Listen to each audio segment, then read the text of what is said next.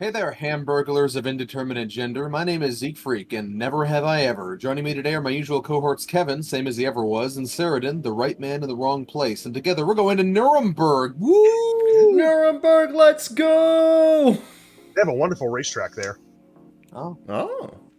called what the do they Nürburgring. race? Yeah. What do they race? Everything from stock car to Formula One. Dang. Oh, that guy. I was thinking horses. No, actually, no. No, the Nürburgring is actually world famous. Oh, Oh, It's yeah. its full track. Its full track is something like 17 miles long. It's the longest racetrack in the world as well, oh. Oh. and it's covered in graffiti. Well, Awesome! naturally. Great, yeah. Well, naturally. The roads are, not the rest of it. They Yeah. keep the rest. Locals started hopping onto the track because a lot of it's like on normal, like right next to normal roads. So they would just hop the fence, go graffiti something, and then Nürburgring was like, you know what, this adds character. Let's just keep it. Yeah, in the risk of sounding like I'm introducing a new law, I don't think you can have something 17 miles long without getting graffitied a little bit. Yeah, at least Right. a little. Yeah, I mean, just look at my dick. Anyway. Yeah, I mean, I was gonna point out like trains, but sure. Yeah, yeah. Or large cargo barges also are getting graffitied. Like people. If there's anything I've learned from watching The Proper People, it's that people will go very far out of their way to tag something. Oh, yeah, they will. Like, Yeah. They see something on the coast, off like the coast, 30 miles away, that's only accessible by, like, fucking speedboat, and they're like, I must graffiti it! Oh, a blank canvas waiting to be filled. I must proverbially urinate on it, like the dog I am. Excuse you, graffiti is art! Yeah. Plus, there's enough actual urine from the squatters. Yes, of course. So, you know. Yeah. Yeah, that's fair. That's fair. But Nürburgring has a wonderful racetrack. I'd like to visit someday. Oh, I was in Nürburgring or Düsseldorf. Nuremberg? Nürburgring. Okay. I didn't know how to spell it in my note. I'm sure how I spelled it in my note was wrong. Not sure what it is. Where is this place? It just Nuremberg? popped into my Maybe it's not Nuremberg. Hold on, where is Nuremberg? Nuremburg? No, it's not. It's Nürburgring. I was incorrect. Ah, okay. Well, still. It's in the town of Nuremberg, not Nuremberg. Okay. So it's in Nuremberg, Rhineland-Palatinate, Germany. I think we just did that thing. I forget what the principle is called, where someone says something wrong and then the other person just catches on and just keeps using it regardless. Yeah. Because they don't know it's not wrong enough for it to register as Yeah. wrong. Yeah, I know the one you're talking about, yeah. Yeah. I forget what it's called, and if I said something now, it'd probably reiterate the same effect. So Yeah. I'd rather not. Yeah. That we're against spreading disinformation on this show. Now, gentlemen, I hope you've taken your horse paste lately. Right. No, I had steak oil this morning. It was much better. Ah, I see. Yep. Mm-hmm. It's amazing how many things kill COVID. As internet historian said when he was going down the list of all of the pseudo cures for things, he was like everything is a cure for everything is a cure. Everything is a cure. Everything is a cure. Why were we even afraid? Right. Simply walking down the street and humming a song is a cure for fucking COVID. Like, Jesus Christ. Yeah, if you sing Zippity Doo Dah loud enough, the Blue Jay comes and sucks it out of your system. But I run on white. Also, Mickey Mouse comes and sues you. Yeah. So. Naturally, because Disney introduced COVID, of course. Clearly. Yeah. I mean, at this point, I believe it. It's part of Disney's liberal agenda. Yeah, you'll notice that everyone who died was not subscribed to Disney Now. Coincidence? Right. Don't think so. Right. Anyway, this has been your weekly dose of not disinformation. These are conspiracies. These are cold, hard facts. Yeah. Make sure we get that right. Yeah, I'd show you my source, but it's stinky up there. Oh yeah. Right. Uh-oh, stinky. Uh-oh. Kevin, I wanted to share this Ask Reddit thread I thought was interesting. Oh, okay. It's just someone who says, "Do women travel for sex the same way men travel to Thailand?" And someone comments, "I'm from Jamaica. Yes."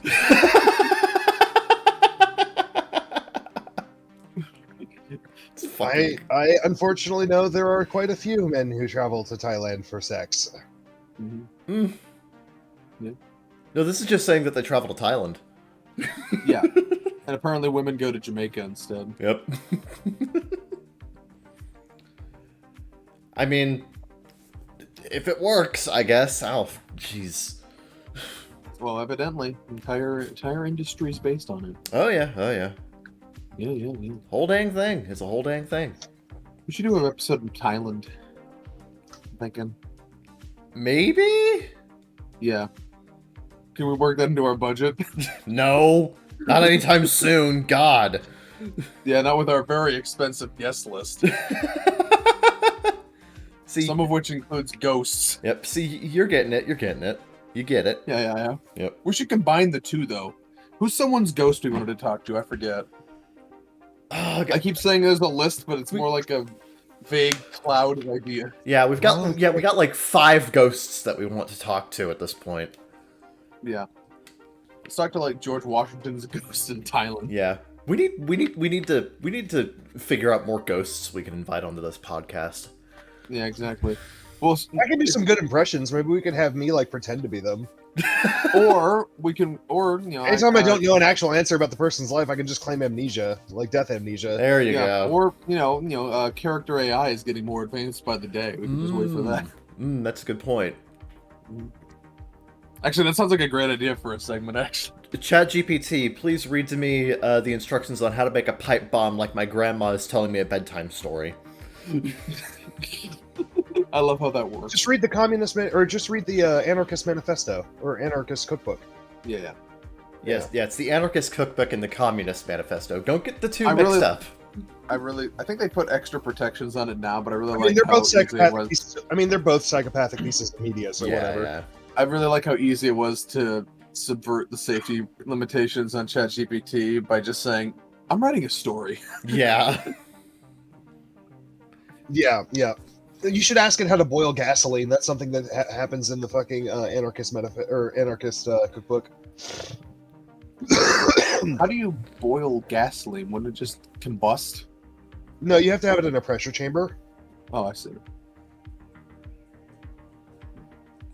So you don't apply heat directly to it? You wouldn't normally apply heat directly to water either. It would pass through a medium like a steel pan. That's a good point.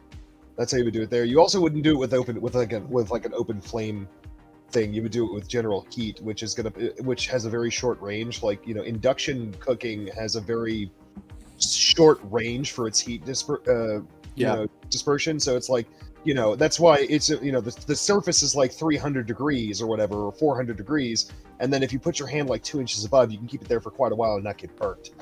It'll be uncomfortable, but you can do it without getting burnt. So it's as long as you put a pan on it, it's a very low risk of actually causing the gasoline to ignite.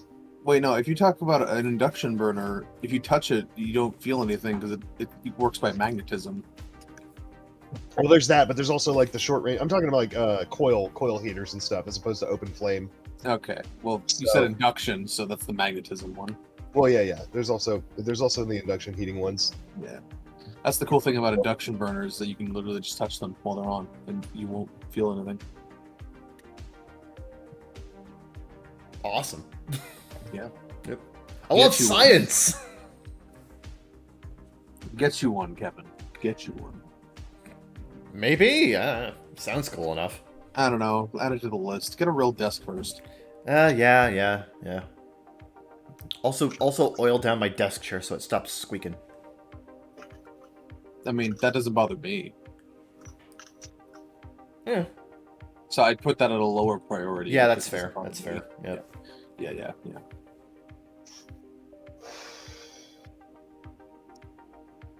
I learned a fact earlier, but I didn't have time to look into it. Oh, really? Which one? Yes. Somebody told which one he says about facts. Yeah. There's a lot of facts. I have to ask which one. Yeah, I know. It's just such a weird way of saying it. It's when you say which one, it sounds that usually applies to situations in which there's a set finite Yeah, number. Like, you might as well have asked me which Pokemon I was talking about. You know? But facts are kind of innumerable. Right, yeah. Anyway, I read somewhere that are you familiar with the Pixar film Inside Out? Who? It was a lot less violent than I thought it was going to be. Yeah, I know, right? I came here for some Mortal Kombat action. Yes, got yes, I am. feelings. Right. I got into it. I came here because I thought it was going to be a show literally about the gaping dragon, but instead, but it's not. So Yeah, I thought the premise was, can a man turned inside out have feelings? But yeah, no, I am aware of the film Inside Out. Thank you. Yeah, apparently in other territories they changed the broccoli on pizza joke because other countries don't have the same stigma against vegetables we do. I don't know what they changed it to. They changed it to, I think they changed it to, yeah, I think they changed it to bell peppers in Japan. Oh. Do they not like bell peppers in Japan? Oh yeah, it's like a whole thing in Japan where like children fucking hate green bell peppers. Oh. It's widely agreed that because green bell peppers have like a slightly bitter flavor to them, the underdeveloped taste buds of most children just can't stand the flavor. Yeah. That makes sense. Yep. No, yeah, that's a whole thing. That's true. Yeah, I know. Yeah, I assumed it was. Also, in some European countries, they changed the game. They changed the hockey game that Riley's dad was watching to a soccer game. Ah, Yep. right. Yep. Because the rest of the world hates hockey. Yes. Indubitably. So, some places look at hockey like a fucking barbarian sport. They just are not into it. Unfortunate. Yeah, because the post was about someone was wondering why the stickers on like in Turning Red, the stickers that say "This girl loves math" was changed to like a pi symbol and things. Yeah. Why some background elements are translated and some are not. The answer is because they only will create new translated versions of plot relevant text. Everything else gets translated into pictures or symbols just so they don't have to do it for every single region they release the film into. I think my favorite edit that was ever I think my favorite regional edit that was done for a Pixar movie happened in Toy Story 2, where Buzz Lightyear, instead of standing behind an American flag delivering a patriotic speech with the with the national anthem playing in the background, he's standing behind a globe of the world with a generic inspirational song playing. Oh, right. Yeah. I think that's my personal favorite change. We Earthers, very jingoistic. I remember catching on. I first learned that Pixar does this through firsthand experience because I first saw Toy Story 3 at a cam rip from Russia. Yeah. The dialogue was all in English, but all the text on the moving boxes were all in Russian and stuff. Yeah, no, that's pretty common, and it actually ended up going into Disney movies later as well. I know that Zootopia had one of the news anchors changed depending on the region. Like in Japan, it's a kappa. Yeah. Oh, neat. Yeah. Kappa demons are so screwed up. Yeah. I like how this implies Kappa demons exist in Zootopia. Kappa real! It's like children. You sure it was an actual Kappa, not like just a turtle? No, they turned it. They changed, or maybe it was I need to fucking double check, but like they changed it. That seems like it would just like have massive lore implications. Yeah, it probably would. Does the Chupacabra also exist in Zootopia? It probably exists in Coco, but that's actually based in Mexico. Yeah. That's kind of a different film. Yeah, Kevin. I know. That's the joke. That's not a joke. That's just getting it wrong on purpose. I know.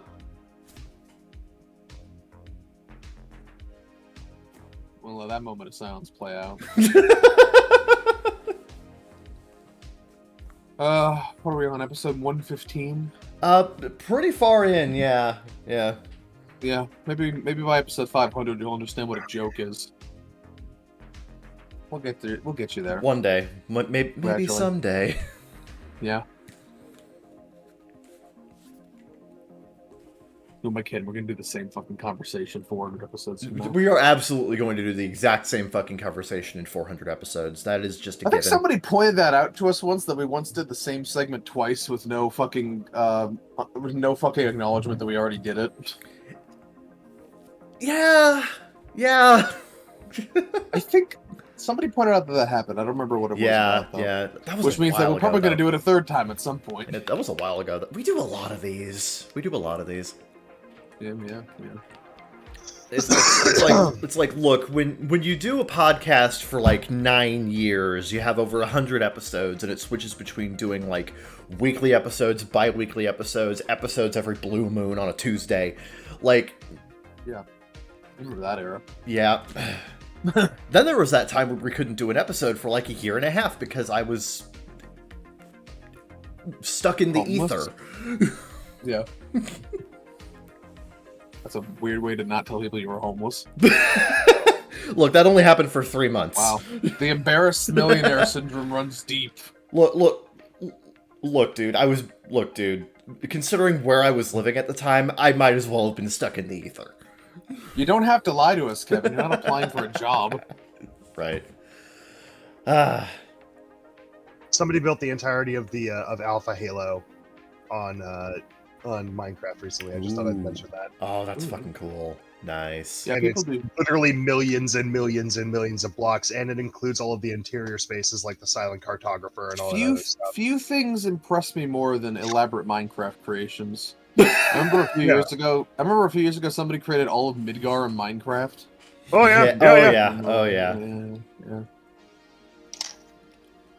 I remember somebody built Somebody built the entirety of the province of Rohan in Minecraft. Oh yeah. I remember that. Yeah. Somebody built the entirety, and then they went on to build the entirety of Gondor as well as the Shire. Like they were all their separate servers because these places are massive. But and then this guy built the entirety of the Alpha Halo from Halo 1. Sorry, Halo Combat Evolved. In Minecraft with all of its interior spaces, and I'm just like, look, man, that's nuts. Like, Yeah. then we'll literally build Halo in Minecraft instead of seeking therapy. Like, come on. Or the one guy who like recompiled and got Pokemon Red to run in Minecraft or whatever. it was. He ended up using program. He got like the first 2 areas of like Pokemon Red to operate He did, off of programming bricks only, yeah. which is just insanity, Men including will- all the game mechanics and stuff. Yep. That's crazy. All the game mechanics and all the Pokemon that were in that area, yep. Magnanimous. God. The shit people do in Minecraft when they have, like, infinite time, money, and just... I don't know. Money. What costs money in Minecraft other than Minecraft? Having to skip work Yeah. to make that accomplishable in a single lifetime. Yep. Okay, but the way he said that phrased it like it costs them. Well, costs them someone's time got to to eat and pay for electricity, so Yeah, yeah. but you're paying for Yeah. food and electricity. You're not paying for Minecraft. I guess, but, like, that's kind of the point I was making there. Yeah, but in this case, the part served the whole. Yeah, so yeah. it's like, Fine, I semantically dislike how he worded that. Okay, all right. You can dislike it. It doesn't stop it from being true. I think the world needs to hear that. There's a lot gotta of things spread our that message. there's a lot of things that particular phrase works for. Yeah. Facts don't care about your feelings. Yeah, all 151 of them. Yep. It's literally just like a softball way of saying that. Yeah. Yep. So apparently, I don't know if anybody's been keeping up with the whole Russia-Ukraine war, which you should be, because it's kind of relevant. I saw something about that, yeah. The Wagner Group, which is a highly organized Oh, Russian paramilitary group, has just basically declared war on Putin. Oh no! Please let this happen. Revolution! It's so fucking funny. Revolution! And might I remind you that most of the Russian military is owned by the mafia? which is why a lot of their troops and munitions don't make it to the front lines because they're being siphoned off to the side to go to mafia warehouses. Yeah. Where they're stored and sold for profit. Your daily So, Russia is a mob state. Russia has the mob running their military, and the Wagner Group is where all the good soldiers actually go to earn a living and work. So the Wagner Group is more organized and more capable than the Russian military. Oh, Yeah, I my saw lord. They just declared war on Russia. Yeah, I saw this last night. Everyone was posting Metal Gear memes. I guess Yoshi's just getting really big in Russia. Oh, please let this happen. It would be so fucking funny. The Wagner Group should be. You sure it's not Wagner? No, I'm sure. Okay. It's probably Wagner, but Yeah. I'm American, so We're you know. American. We say Wagner. We're saying Wagner, but it's the No. Wagner Group. Yes, the Wagner Kevin- Group is doing Kevin, it. remember your back... Oh, wait, no. Sorry, you were a Chinese spy. I forgot about that. Right, yeah. Get it right, Yeah, get it right. Also, I'm not a Chinese spy. Apparently, they are storming Moscow as we speak, and Putin has already fled to areas in Russia that are surrounded by NATO states. Oh my god. That's Protect! the most... Oh, now that's he the asks... most- that's the most ironic thing I've ever heard. Now he I know, asks NATO to protect him. Now he asks for help. Now NATO borders are good. Right? Oh my god. That is so fucking funny. The irony. I'm looking forward to the establishment of Wagneria. Oh god, I need to see how this ends. Oh man. We're gonna need to buy new globes. All the globes in every school, chuck them out. We don't need these ones anymore. Yep. Yeah. Unlike the last few, it would be a new country people would have to care about. You can probably get away with a globe that doesn't have like South Sudan on it, but like now you gotta give a shit. God, that just reminds me of how when I was in 5th grade, my teacher had an old, like, a globe from the 1980s in his classroom, and on that globe, the Czech Republic and Slovakia were still, one state, like one nation. Yeah. And he, like, every time someone talked about the globe, he had to point that out.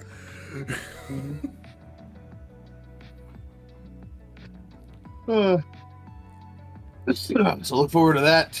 Yep. Various educational outlets. Look forward to. I don't know. This is a situation where all the mainstay Wikipedia editors are just like fingers over the keyboard, just waiting. Not yet, Ferb. Yeah. That exact situation. Yup. Yeah. World history happening while I'm alive? Yeah, history is just A stuff lot happening. of that has been happening, my friend. I History is know. just shit that fucking happens. Uh-huh. Yep. The memes that are coming out of this are fantastic, by the way. Oh my Oh, god. yeah. Dude, imagine, like, in fucking 100 years, archaeologists looking back on this shit and all of the memes that we end up making. Oh, probably. Fucking internet archaeology is absolutely going to be a thing in the future. I'm just scrolling through Twitter seeing the things from me that you liked. Yeah. I want to point this out because it was so fucking funny. Oh, please do. Apparently the FTC is such a joke that Phil Spencer had to explain to them how acquisitions work. Right. Oh, please read off this. Yeah. Okay, so that's the other thing I wanted to talk about also was the fact that recently it's been discovered, or it was brought up in court, that the reason Microsoft purchased Bethesda was because Sony was was aggressively in talks with Bethesda about making Starfield and several other Bethesda properties exclusive to the PlayStation. Yeah. And then the second Microsoft, which would have been a crushing blow to Xbox. Xbox is not necessarily doing great right now. Yeah. Yeah. Their sales are down. Their exclusives are either troubled or non-existent, and they're not drawing people to the platform, even with a service as great as Game Pass. And Sony was about to commit a crushing blow on their entire business model because Sony wants Xbox out of the business. They've always wanted them out of the business. Yeah. Having the entire Asian market to themselves hasn't been enough for them. They want the fucking planet because this is what Sony does. They want the world. They're greedy bastards. Yeah. And they don't want but let's not act like every company wouldn't do the same shit. If they could. If they could, sure, every one. But the fact that Sony is being told you're not allowed to do that and they're trying it anyway is what I have issue with. You see, Yeah. the takeaway for me is that apparently Starfield is so fucking good that that they're willing to spend that much on it. Absolutely. It's one of the most hyped games it's one of the most hyped games the last 10 years. Yeah. This game and Elden Ring are going to define the standards for modern gaming going forward, at least as far as like open world experiences go. That's my hot take. But it's like Starfield, but they were going to basically steal Starfield and put it on their console, and so Microsoft finally was like, okay, that would actually kill our business entirely. So to prevent a crushing fatal blow, we're gonna punch back in the only way we know how to, and that's to use our massive wealth to ensure that doesn't happen. Yeah. By the way, Microsoft has no plans to make Starfield exclusive for more than a few months. It will eventually drop on PlayStation and all of you can play. Sony had no intention of this. So, and it's like, and then the FTC, they bully the FTC. Sony bullies the FTC into getting involved because now that they can't stop Microsoft, they want the US government to do their bidding for them. And that's clearly what the narrative is. The judge has cut off the FTC lawyer who's been questioning Phil Spencer like 6 times. Like, I don't fucking care. Shut up. he's like, well, how about this? And how about, will you let Call of Duty exclusives go? Blah, blah, blah, blah, blah. And the dude's just like, I don't need to hear this. Shut the fuck up. Like, they're like, I am tired of hearing this Call of Duty talking point. Talk about something else, goddammit! The FTC has no fucking clue how to prosecute this case because they don't have a fucking case. And they're just wasting the judge's time, and even the judge at this point is getting fed up with their bullshit. Yeah. It's only a matter of time before this gets cleared, and I knew it was going to clear from the beginning because everything that the FTC is trying to block Microsoft from doing, Sony has been doing in the background this entire time, and it's all coming up to the surface. Yeah. So if they set this precedent that Sony's okay, that Sony's okay and Microsoft isn't, it's going to be real bad for them. Oh yeah. Yeah. Oh yeah. I just find it funny that the guy was so fucking stupid that he thought that they had the $70 billion up front. And he's like, no, that's not. No, that's what? What? No, that's not how an acquisition works at all. Fuck. It's an overtime agreement. It's an overtime contract. Yeah, He's like, no, it's more like buying a house, really. Federal Trade Commission doesn't know how trading works. Can you blame them? They haven't given a shit to stop a monopoly forming in 80 years. Yeah, exactly. But the second a business with purely impure intent comes forward and says, I want you to stop this other business so I can rule the world, they're like, sounds great. That's what we're good at. Sure thing, boss. Letting men rule the world. That's what we're great at because we haven't stopped that in 80 years. Yeah. Like, fucking Jesus Christ. And it's really even funnier because what did I post yesterday? Hold on, I posted yesterday. Jim Ryan, the CEO of Sony, literally emails were exposed stating that if they lost Activision exclusivity, it wouldn't even hurt their business that much. They'd be fine. And yet that is not what he has been preaching online or in court whatsoever. Yeah. Oh, yeah. So now he's just he's a liar somewhere. Either it's gonna hurt them or it's not. But the fact is, he is no longer a credible source for information about his own company because he's been found lying one way or the other. Jim Ryan is so fucking funny because in public he's all like, "You took my only food. Now I'm gonna starve. Now I will starve." And then in his own company memos, he's like, "Nah, it'll be fine. Nah, it'll be fine. Like, it'll be fine. We're just doing this because we're greedy fucks." Like, Jesus Christ. Like, God. And it's just like, Microsoft has played nice this whole time. They've let these things go through without throwing a fit. The one time they decided to step in to prevent an actually fatal blow to their business, that they have worked really hard to build over the last 20 years. The one time they do something, Sony goes all up in arms like, you can't fight back! You're not allowed to do that! You're not allowed to stop us! We'll get the government to stop you! Because the US government is so reliable at doing exactly. Like, it's a fucking circus, dude.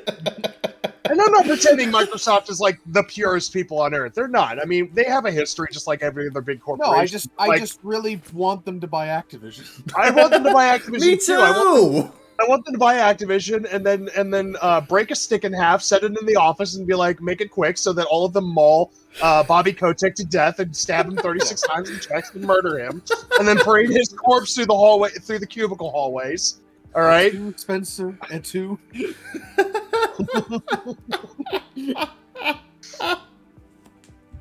Right.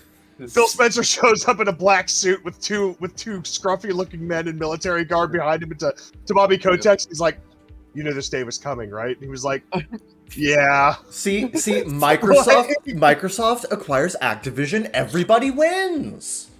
We hope. The signs are there. One of the things that Spencer has said is that once the acquisition officially goes through and we have control over the business, then we want to clean house. Is something that he said over and over again, because we don't want this scumbaggery company representing us. We want to clean it up. Oh yeah, and then have them back on track making good products. And to be clear, I'm sure Bobby Kotick will sail away on his golden parachute, but still, at least he will. I'm sure he's been guaranteed a peaceful, very large sum of money to fuck off onto whatever private island he wants to for the rest of his life.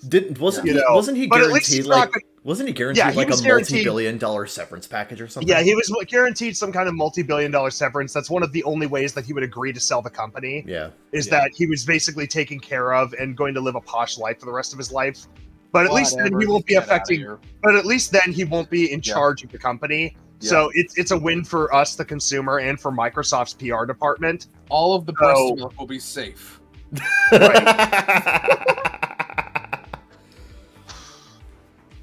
yeah, so it's just like, if that's what it takes is paying this guy off to fuck off to some remote island where we never have to pay attention to him again, it'll be fine. Yeah. And then in 10 years when he's inevitably found screwing some, South American child, like, he'll go to jail, Yeah, probably. Let's keep an eye out for him in Thailand. That's all I'm saying. Yep. Ay, vey. You think he's been to Epstein's? There is a non-zero I just assume every billionaire with any kind of past has met Epstein at least once in his life. Yeah. He's like, hey, this guy's corrupted enough to join our little boys club. Oh my god. Would you like to join the Puddle Jumper Club? Awesome.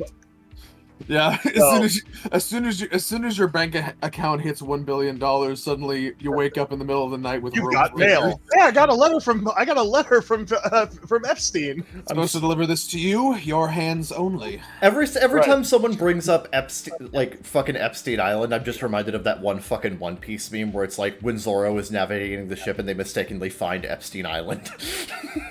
Like, god damn it. God damn it. I'm just saying, I like to imagine as soon as your net worth passes a certain amount, suddenly you get kidnapped in the night and you just wake up to a bunch of hooded figures like, welcome to the pedophile circle. Are you in or out? You're just like there. Ah! I want to go home. Yep. This is your home now. No! Sorry, you're a billionaire now. You must become a pedophile by default. God. The fuck? I'm assuming that's what happens. Maybe? It's like secret initiation, Right, it's like one of us. One of us. Go on! Penetrate the child! Oh my god. Jeez. Stop! I'm assuming that's what happens. God. Wonder if I'm gonna get any strange text messages in the next 5 minutes. Just get one text saying, "What the fuck?" It's fine. I'll just tell them I'm narrating an audiobook. Yeah, right, yeah. Yeah, a thing I do. I don't think anybody assumes anything good when they hear that. Okay. No. I'm just reading and I'm narrating an audiobook. Clearly. This is also part of the audiobook. This part that I'm saying right now, it's a very meta novel. Right. Yeah. But yeah, no, like the whole situation. I knew from the very beginning that the whole situation from Sony. I had a big hunch that it was all smoke and mirrors. That it didn't have any validity. It's like, you know, you have major publishers like Activision, Blizzard, Blizzard would be part of Microsoft at that point, but you have big publishers like EA also that represent a large space of the AAA gaming market.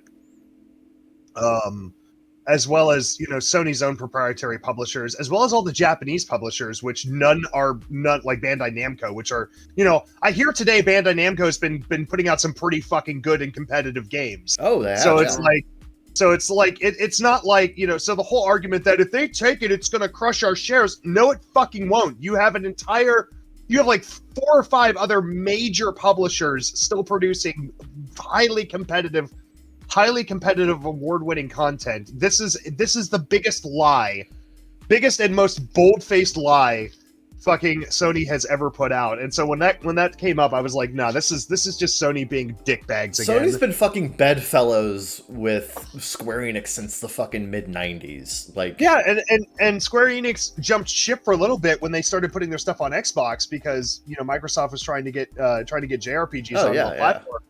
So I think Final Fantasy 13 was like the first non-Sony exclusive Final Fantasy game that came out. Yeah. Well, okay, and not including the one that came out for the Nintendo DS, Tactics, I think, and some of the older ones. But it was the first time in a long time that a Final Fantasy game wasn't exclusively on a Sony platform. And they did that for a while, and then they were like, well, we need something that's actually good to sell our platform, says Sony, because you know Horizon ain't doing it. Right. Horizon and Last of Us were both poorly received. So you know, so they just, you know, they were like, well, time to you know, pay off Square Enix, like, even to when only produce stuff for our console again. Yeah, like even when games that Square Enix is releasing go multi-platform, Sony oftentimes gets special treatment. Yeah, like Destiny. Destiny's like the most egregious example where there are entire missions and cosmetics and weapons that only appear on the PlayStation version of the game. Oh yeah. Because of Activision's pre-existing agreements with Sony to produce exclusive content for their games. So both consoles are paying $60 for the game plus the same price for all the cosmetics, but Xbox is getting less content. Yeah. And it's like, that's the kind of shit that drives me absolutely nuts. If you want to make an entire game exclusive, that's fine, but don't make me pay $60 for a game that's less than what I'm getting on the other console. That's bullshit. On a similar note, I wanted to point out that in a upcoming Hitman 3 update, apparently IOI got the rights back to their when Hitman 2016 came out, there was an exclusive side campaign on the PS4 version called the Sarajevo 6. Yeah.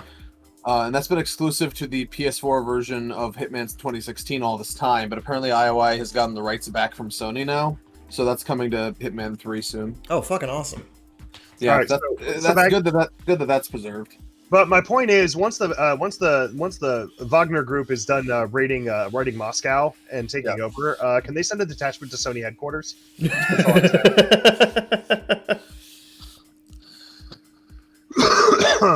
This has been a conversation. Yeah. Yep. I'm not. People know me. Know I've never been a huge fan of Sony and their business model, and what they do. And I like Sony on and off. Yeah, like there are times when relationship. Sony does cool stuff, but like slap kissing. But like lately, like the PS2 was pretty cool, but then like lately, they've just been making one bad like. Late PS3 was awesome. That's fair. They were so generous late PS3. Both late PS3 and Xbox 360 era was the peak of gaming, in my opinion. Like it's never been. I can't fucking say that anymore. Like everything ran so fucking horribly. But that's hindsight is 2020 talking. Like back then, most games didn't run at 60 FPS, even on PC. Like I guess, but like also I live in the now. What? I mean, I guess that's just not a fair assessment for the Okay. time. I just don't think it's a fair assessment for the time. Yeah. God, that's gonna be a bitch to edit out later. Fuck. Wow, all she said was that we have breakfast sandwiches. Right? Yeah. All right, You but can, we you didn't can do bring that if any. you want. But We didn't bring any for our 6 viewers, so unfortunately, you guys are gonna have to go hungry. yeah. Also, I already ate, so that's unfortunate. Good job, losers. Yeah. Anyway, but yeah, no, it's just it's just I've not been a huge fan of Sony's model, and the quality of their online service has never been what Xbox's has been. Even though you did have to pay for Xbox. The latest extras update has actually been pretty good.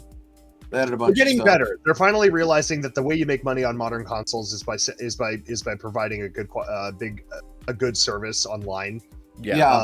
Like they added a bunch They're of finally stuff starting to catch up, but in it's the been a latest while. extras update that I some stuff I actually want to play. Like they added Inscription, Shredder's Revenge. They added Ooh, nice. Rogue Legacy 2. That's just stuff they added some other big things like Far Cry 6. They added Rift Apart recently. That came to extras. Yeah, it's good. They're gradually getting more competitive with PlayStation Extras Premium, whatever tier you have. Yeah, I knew when that service first launched, though, it was like a laughing stock. That, and you also have to consider the things like that what they did to scrub down Devil May Cry and a lot of the other games that were on their platform and stuff like that, like needlessly censoring shit. Oh, yeah. I haven't heard about that. I haven't heard them doing that in a while, but I think it's still happening. I don't know. There hasn't been a big name game that's had that treatment, but it is still happening. Yeah. Which is probably why you haven't heard of it. Like Devil May Cry was such a big profile game that you heard all about it when it was coming out, which is why it's been doing stuff. Which is why people were talking about it. But it still happens. It's just not been on major game releases. The funny thing is, they actually patched out the censorship later on when people bitched loudly enough for that game. Keep bitching. Yeah, please keep bitching. Bullying works. Yeah, that is the official moral of this podcast. Keep bitching. Keep bitching. You'll get what you want. Right. Yeah. Unless you're Sony. I want my pudding, and I refuse to eat my meats. That's what I'm saying. Well, actually, I like meats. So I don't know why I would. Yeah. Other than just completing the reference, I don't. Yeah. No, I understand. I really like the What's Happening tab right now. Putin, World War III, nukes, Kremlin, Cubs at the Cardinals. One of these things is not like the others. The other. Cubs at the Kremlin. You won't attack us! You won't attack us, Wagner Group, when we have an American baseball team here. Man, that is one hell of an away game. Oof. Oh shit, we knocked a baseball through Putin's window. This will be Oh, and the home run ball left the stadium and destroyed a T-15. Shit. Don't worry, if a nuke comes our way, the Cubs will bat it away. It's fully Cooley now? Like, what the fuck? Yeah, exactly. It's like that scene from Fully Cooley where he bats a meteorite away. Yeah. Yeah, like that. A meteorite bomb that literally looks like a fucking baseball. Like, Jesus Christ. Speaking of baseball, VTuber news, Niji Sanji lost another talent. Let's go! No, that's bad for the talent, but man. This is what you get for fucking yelling at Japanese baseball fans, man. They're fucking ravenous. Yeah. Dude, imagine getting fired. Imagine getting fired just because you made fun of baseball. Literally 1984. That could never happen here. Never. Japanese companies, man. Always firing people over baseball. Oh, always. Clearly, obviously. Yeah, I mean, they don't fire for anything else, honestly. It's just baseball. It's like, hey, do you want to go to the baseball game? Not really into baseball. Here are your papers. Yep. Get out of our country. I don't think it's gonna work out. Is what I'm saying. Yeah.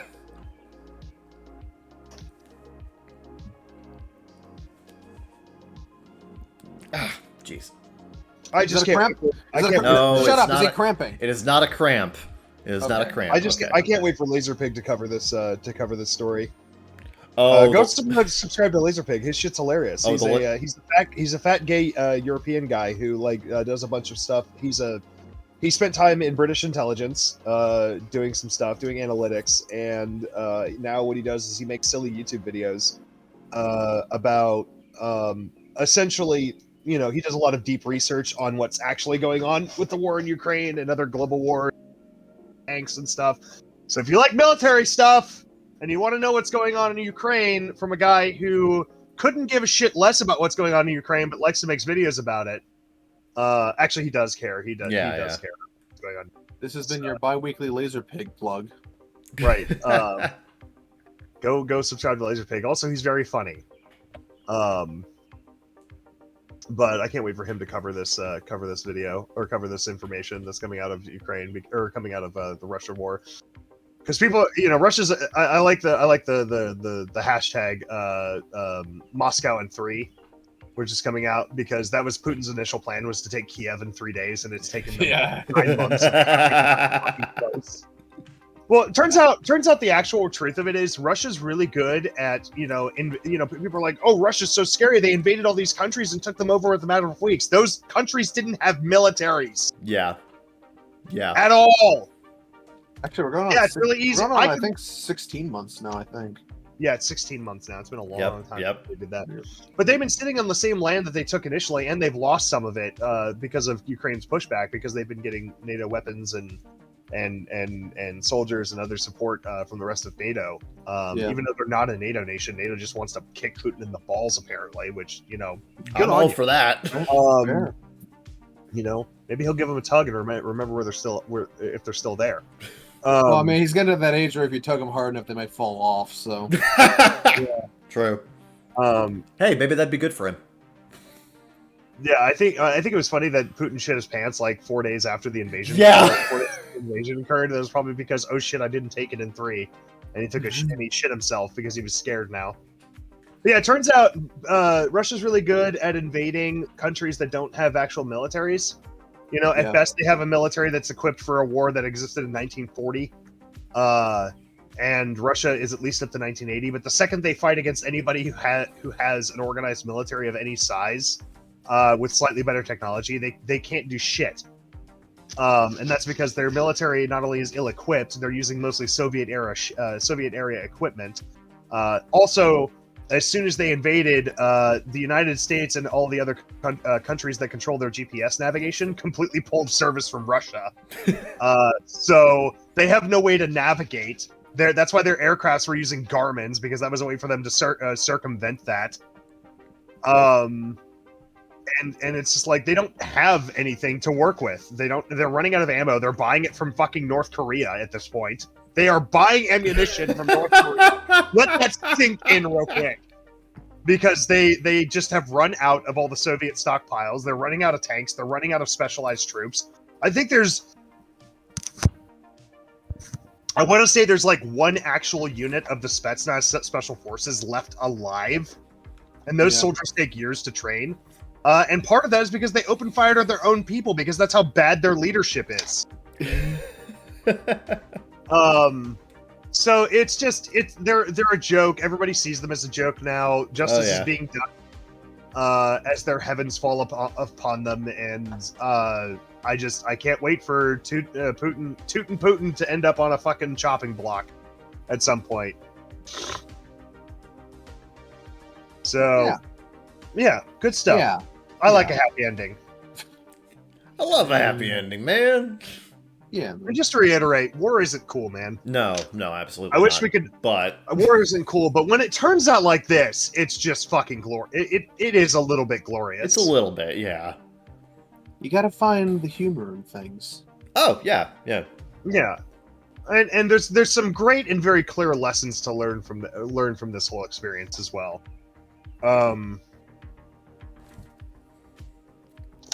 Don't shit your pants in public when you're a So anyway, we're an anime State podcast. official. We're an anime podcast. I was just gonna so- say, it's funny when the hubris of man comes crashing down. We learned that from the submarine this week. Yep. The memes have been fantastic, and no, I am not.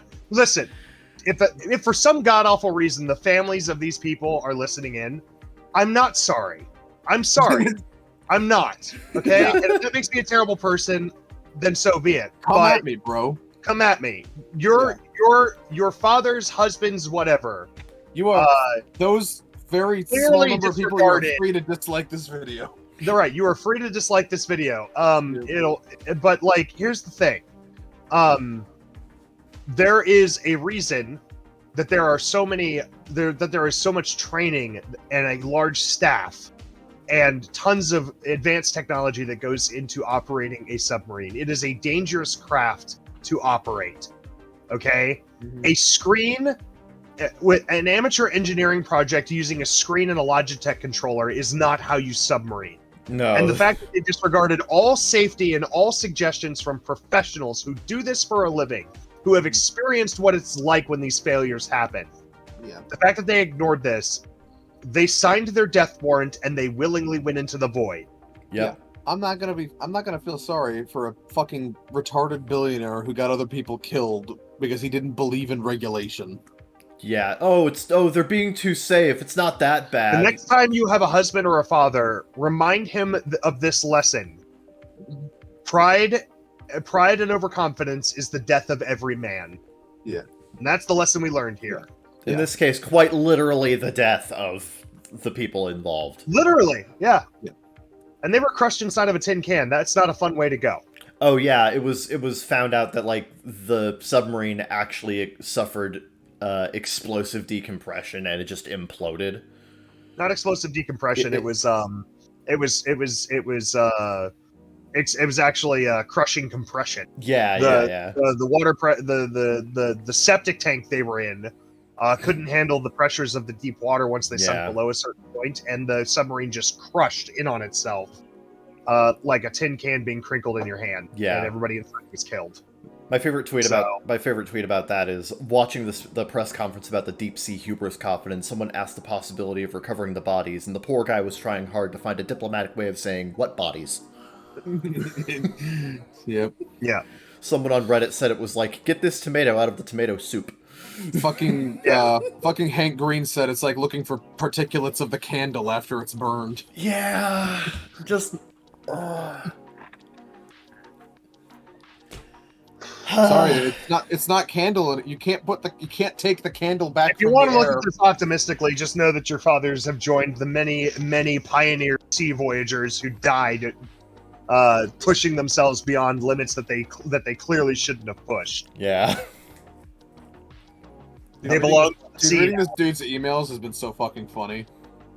Because the whole time he's literally like, I got this. The fucking government doesn't know what they're talking about. We'll be fine. Nothing will go wrong. Keeps happening. God. And as I stated, as I was talking about Laserpig, he just uploaded the Wagner Coup Super Stream. Let's go!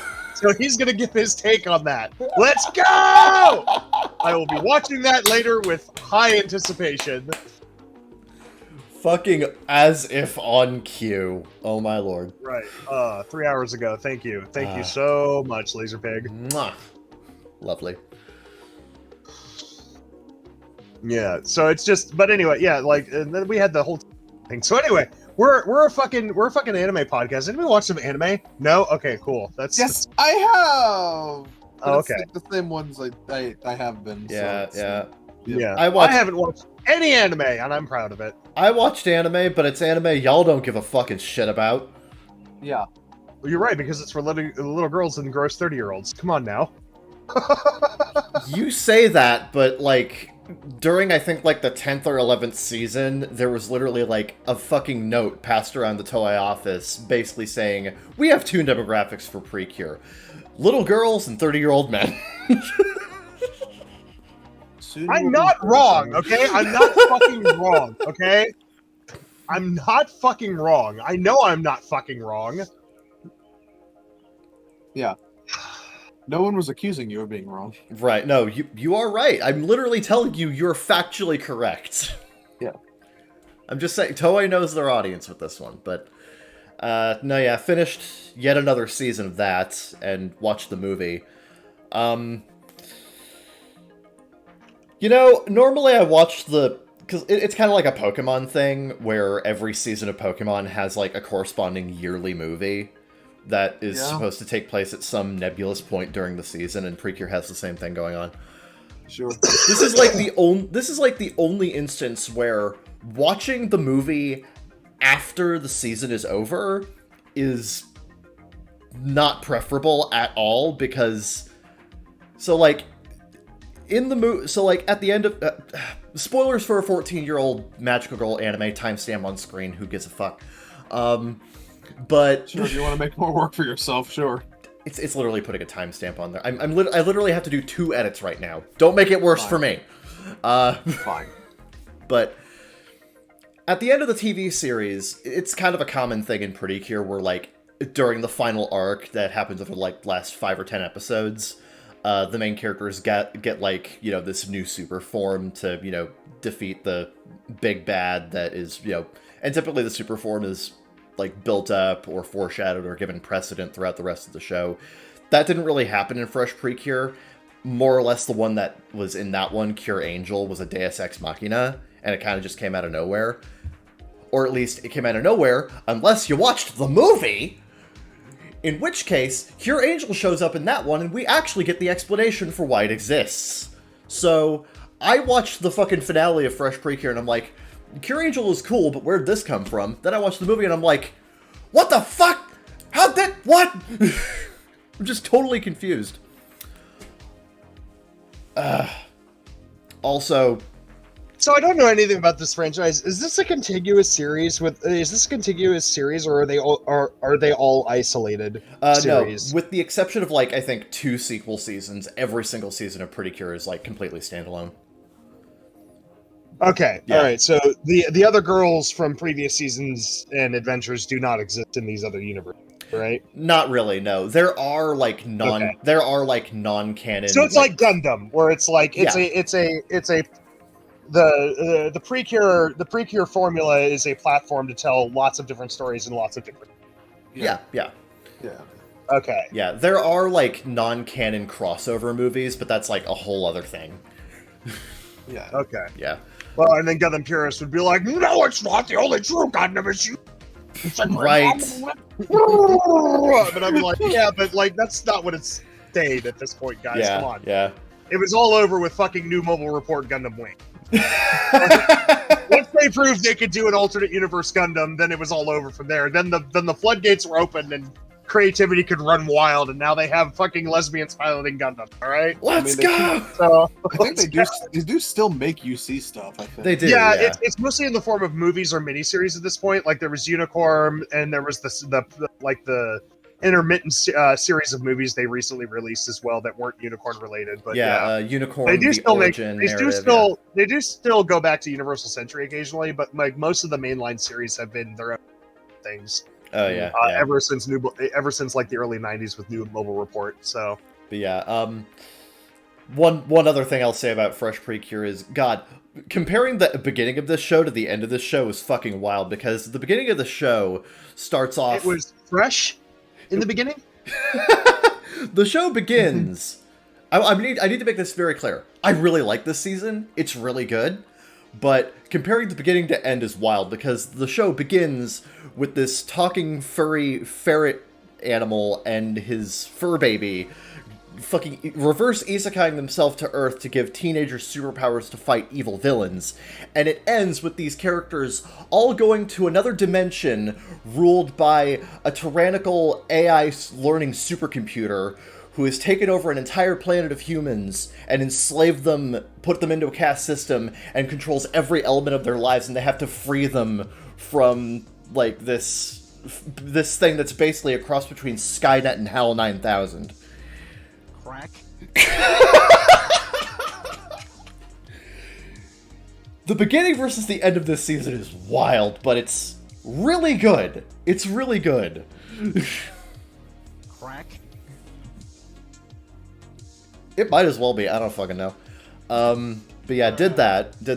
Didn't want to spend too much time on that because I know y'all don't care. But no, yeah. You're done talking? Yeah, I'm done. I also watched both Puss in Boots movies. Yes, and we're not talking about them. Okay. Moving on. Moving on. Look, we can talk about them. We just can't make it a segment. If you talk about them, that makes it a segment. Okay, but one thing I will say is the second movie did the impossible and made John Mulaney funny. I wasn't aware before you said that the first time you told me that you had beef with John Mulaney. I just don't think he's funny. Oh. I've never watched him actually do stand-up. I've only ever heard him as a voice actor. He's fine. Yeah, he's a good voice actor. I just don't think he's a good comedian half the time. I don't even remember the last time I've watched a stand-up routine. I don't know. I don't really watch stand-up these days. I used to a lot when I had Comedy Central, but, I don't, so... I think I used to back when... You have YouTube. Every comedic routine on Earth is on fucking YouTube these right, days. yeah. So older than a year. Yeah, I don't think less old than a year is on Netflix, but then, Yeah, I was gonna say, I think the last time I regularly watched stand-up bits was when Netflix had that... There was that era of Netflix where they were constantly uploading, original stand-up things. Yeah. Yep. Yeah. I will say Gabriel Iglesias is Netflix original stand-up thing is a musician? quite great. No, that's Enrique Iglesias. I'm talking Gabriel Iglesias. Gabriel Iglesias. Are they related? No, they're not. No. Oh, okay. Gabriel Iglesias is the fluffy dude. The fluffy dude. He's the fluffy Latino comic. He's very large. He's very large. He's lost a lot of weight in the last couple of years, probably close to 100 pounds actually. But he used to be almost 5 pounds. Oh yeah. And but his claim to fame is not only is he very funny, but he also does great sound effects. Oh yeah, really illustrating stories and vocal impressions. Yeah. His stand-up routines are fun. I one of my favorite things by him is he and his friend, and then Mateen in the back seat. Mateen in the back seat. Oh, when they get pulled over by the police officer. Yeah, has a bunch of donuts, and he's got weed, so he hides the weed and pulls out the donuts, and the Texan cop's like, you know why I pulled you over? And then Mateen leans into the front seat and he holds out the donuts. He was like, because you could smell them, huh? Yup. It's fucking hilarious. Oh god. It was funny, huh? It was funny, huh? Anyway. But yeah, no. If you've never heard his stand-up, it's quite good. Yeah. Mike and I completed. It's a rewatch for him. It's a first watch for me. Breaking Bad season 2. Yeah. Wow. This show is quite something. Did you know drugs cause plane accidents? It's kind of a snowball effect, I would say one did not directly cause the other, but there was things one thing led to another, and eventually. Yeah. Also, remember that Q caused that. Yes. Yeah. John DeLancey is in this fucking. I was not expecting John DeLancey to be in Breaking Bad, let alone as a crucial character in the second season. But good lord, that was interesting. I don't get to see John DeLancey do dramatic roles very often. Normally he does very humorous roles similar to Q. So this is the first time I've seen him really dig into a deep dramatic role. He's really good at it. He's really good. Speaking of people who are really good at doing deep dramatic roles, Giancarlo Esposito has been in 2 episodes, and he's already the most interesting character in this show. Yeah, I disagree with interesting, but I disagree with interesting, but I do enjoy his presence. He's very intimidating, even though he's not aggressive. Tuco is intimidating, but he's another level of intimidating. Oh yeah, absolutely. That fucking first scene where him and Walter are just sitting at the table, and he just has this change of personality in like basically in the middle of a sentence was so fucking effective. I'm looking forward to more. I'm looking forward to seeing where that character, where basically everything goes from here. Jesus. Breaking Bad is good. Did you know that?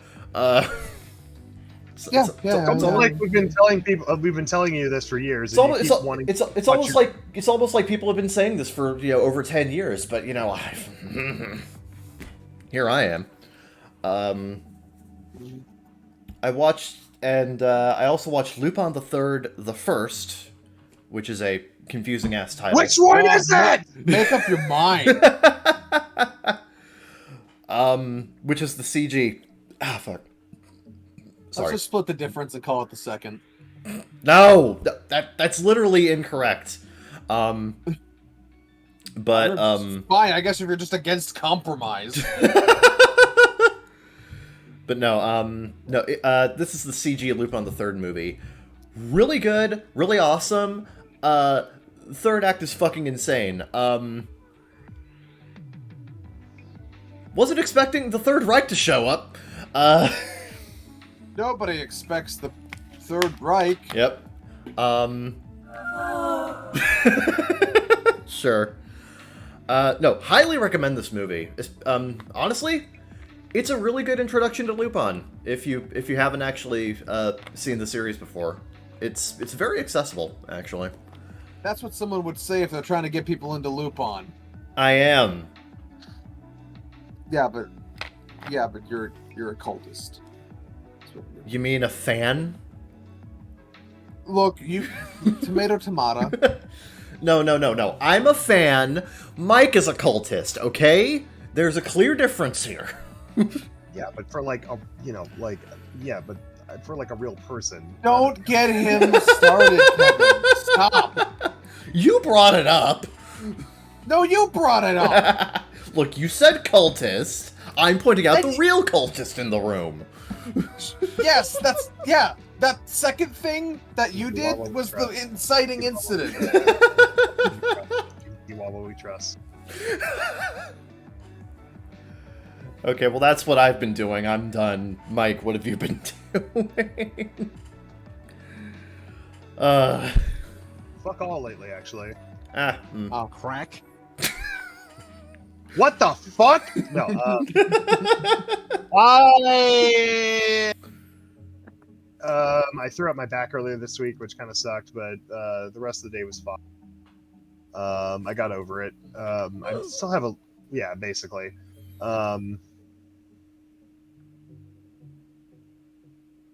Yeah. But yeah, no, I've been getting back into Halo Infinite recently. New season's good. Not a huge fan of the new Infection game type. I still have to figure that out. Yeah, Infection. The problem Interesting. I saw a Reddit post saying it was the best Infection yet. Yeah, I'm sure people have differing opinions on it. I don't know. My problem with Infection is that it favors the Horde too much. In Halo Infinite. Yeah, we've had like one game total where it was possible for the good guys for the humans to actually like survive long enough to win. Yeah, and the only reason we won that one is because someone managed to get up to a spot where nobody could actually, none of the zombies could actually jump up to him. Yeah, somehow they were able to get up top of the level where you couldn't get to. Yeah. I'm actually enjoying Super Fiesta quite a bit. Mostly because of the new variations of weapons that they add to Super Fiesta to level the playing field. It is random bullshit go the mode, and the thing with Fiesta and a lot of other games is that or other Halo games is that they don't a lot of them didn't include variant weapons. It was basically just the base loadout, and it randomized which weapon you actually spawned with. So one person. Yeah, but now we get all the goofy campaign, strengthened or different variants of the weapons, so it's a lot more fun. Like a rocket launcher that actually locks onto people, which led to something hilarious the other day. Oh my god! So this guy was coming off of a lift, so I locked on and fired up at him with the rocket. and then then it missed him by like a little bit, and then he landed on the ground. But the rocket, if you paid attention to it, did a full circle through the sky, came down and killed him after I had died. It was fucking Looney Tunes. It was ridiculous. It was like the fucking Thor hammer from the Dark World, where it just flew all over the place between like Asgard and fucking Earth and whatever. It kept changing position, and then it finally found its target. Yeah, it was. Oh my god, that was really funny watching you play that back in the match viewer. Yeah, that shit's fucking hilarious. Oh, it was beautiful. Just yeah, it was like delayed delivery. This rocket brought to you by Amazon.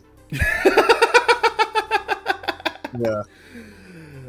It was a Jeff Bezos rocket, some might say. Halo Infinite's it's turned itself around. Some of the new maps are really nice too. Yeah. Yep. Yeah. But I'm gonna get back into Halo Infinite. I've also been painting some birthdays for Kiara that I'm working on. And then me and Jimmy the Third are leaving for LA next weekend. We leave on Friday, and it is going to be a fucking packed weekend. Oh yeah. Oh, yeah.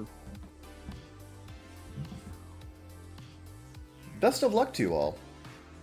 Yeah, he says he wants to be on next time. Schedule pending. I mean, we can figure that out. Yeah. No, he can figure that out. Yeah. I just let's let him figure that out. Frankly speaking, because like we've got enough on our plates. Right. Well, you don't, Kevin. Maybe you can figure it out. I've got enough. I can work it out with them. Yeah, do a little. Pin a meeting on that. Yeah. Establish some synergy. Yeah, we'll do that. Yeah. Yeah. Also, what the fuck did you just DM me? What? What did you just DM me, Zeke? I don't know what you're talking about. Oh, did I send that to the wrong channel? Yeah, you sent it to me. What the fuck, man? Oh.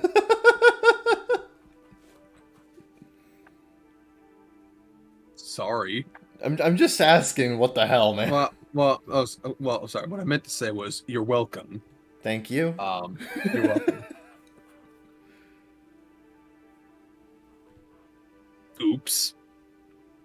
Oops. Okay. Anyway.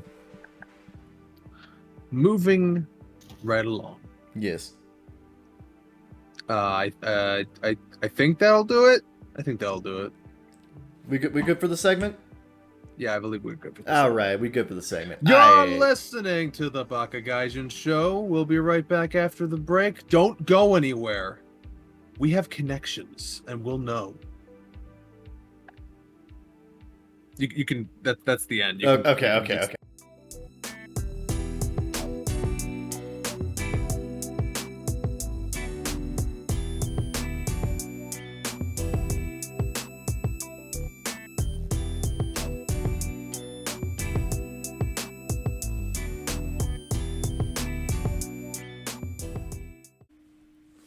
Hey there, dedicated listeners. My name is Zeke Freak, and I'm repeating myself for some reason. Joining me today are my usual cohorts, Kevin, who's very confused about what I'm doing, and Saradin, who has already caught on to the bit. And together, we're gonna run this intro into the ground. Welcome to the second segment. The Reddit dive. Let's go! It's the Reddit dive! You know it. You love it. It's the Reddit dive. We do. New and improved. What's new about it? I don't know. New shit. Oh. Okay. Well, I'm going to start us off with a large Tfue, because Tfue's back. Tfue's back! Yep. Finally. Reddit, the subreddits are returning. Nature is healing. Healing? Large Tfue. Well, from a certain point of view. Right. Today I fucked up by dressing up as Harry Potter to please my girlfriend during sex. Was this the My Immortal chick? Please tell me it was. No, I'm getting flashbacks to the guy that made Wreck-It Ralph fan fiction for his girlfriend. Oh dear. That was quite the tale. Yep. You ever think about how the Maya Mortal chick is probably almost 40 now? Oh no. Oh dear. Anyway, Anyway. my GF is a hardcore Harry Potter fan, or at least she used to be. I remember during the honeymoon phase of our relationship, she mentioned one of her fantasies was a Harry Potter roleplay situation where she was a professor at Hogwarts that ends up being seduced by one of her students. I didn't know what to do with that information at the time, but I thought it was funny, and I never forgot about it. Less than 2 years later, I decided to bring out my inner wizard and figure out Is how that, to... is that your name for your penis? Because it's always in your pants. Is that a magic wand, or are you just happy to see me? Right.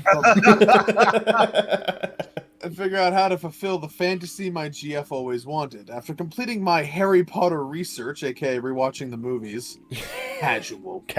Anyway, casual. You've got to go through the audiobooks, but specifically the Stephen Fry versions because they're better. Yeah, I said it. Come at me.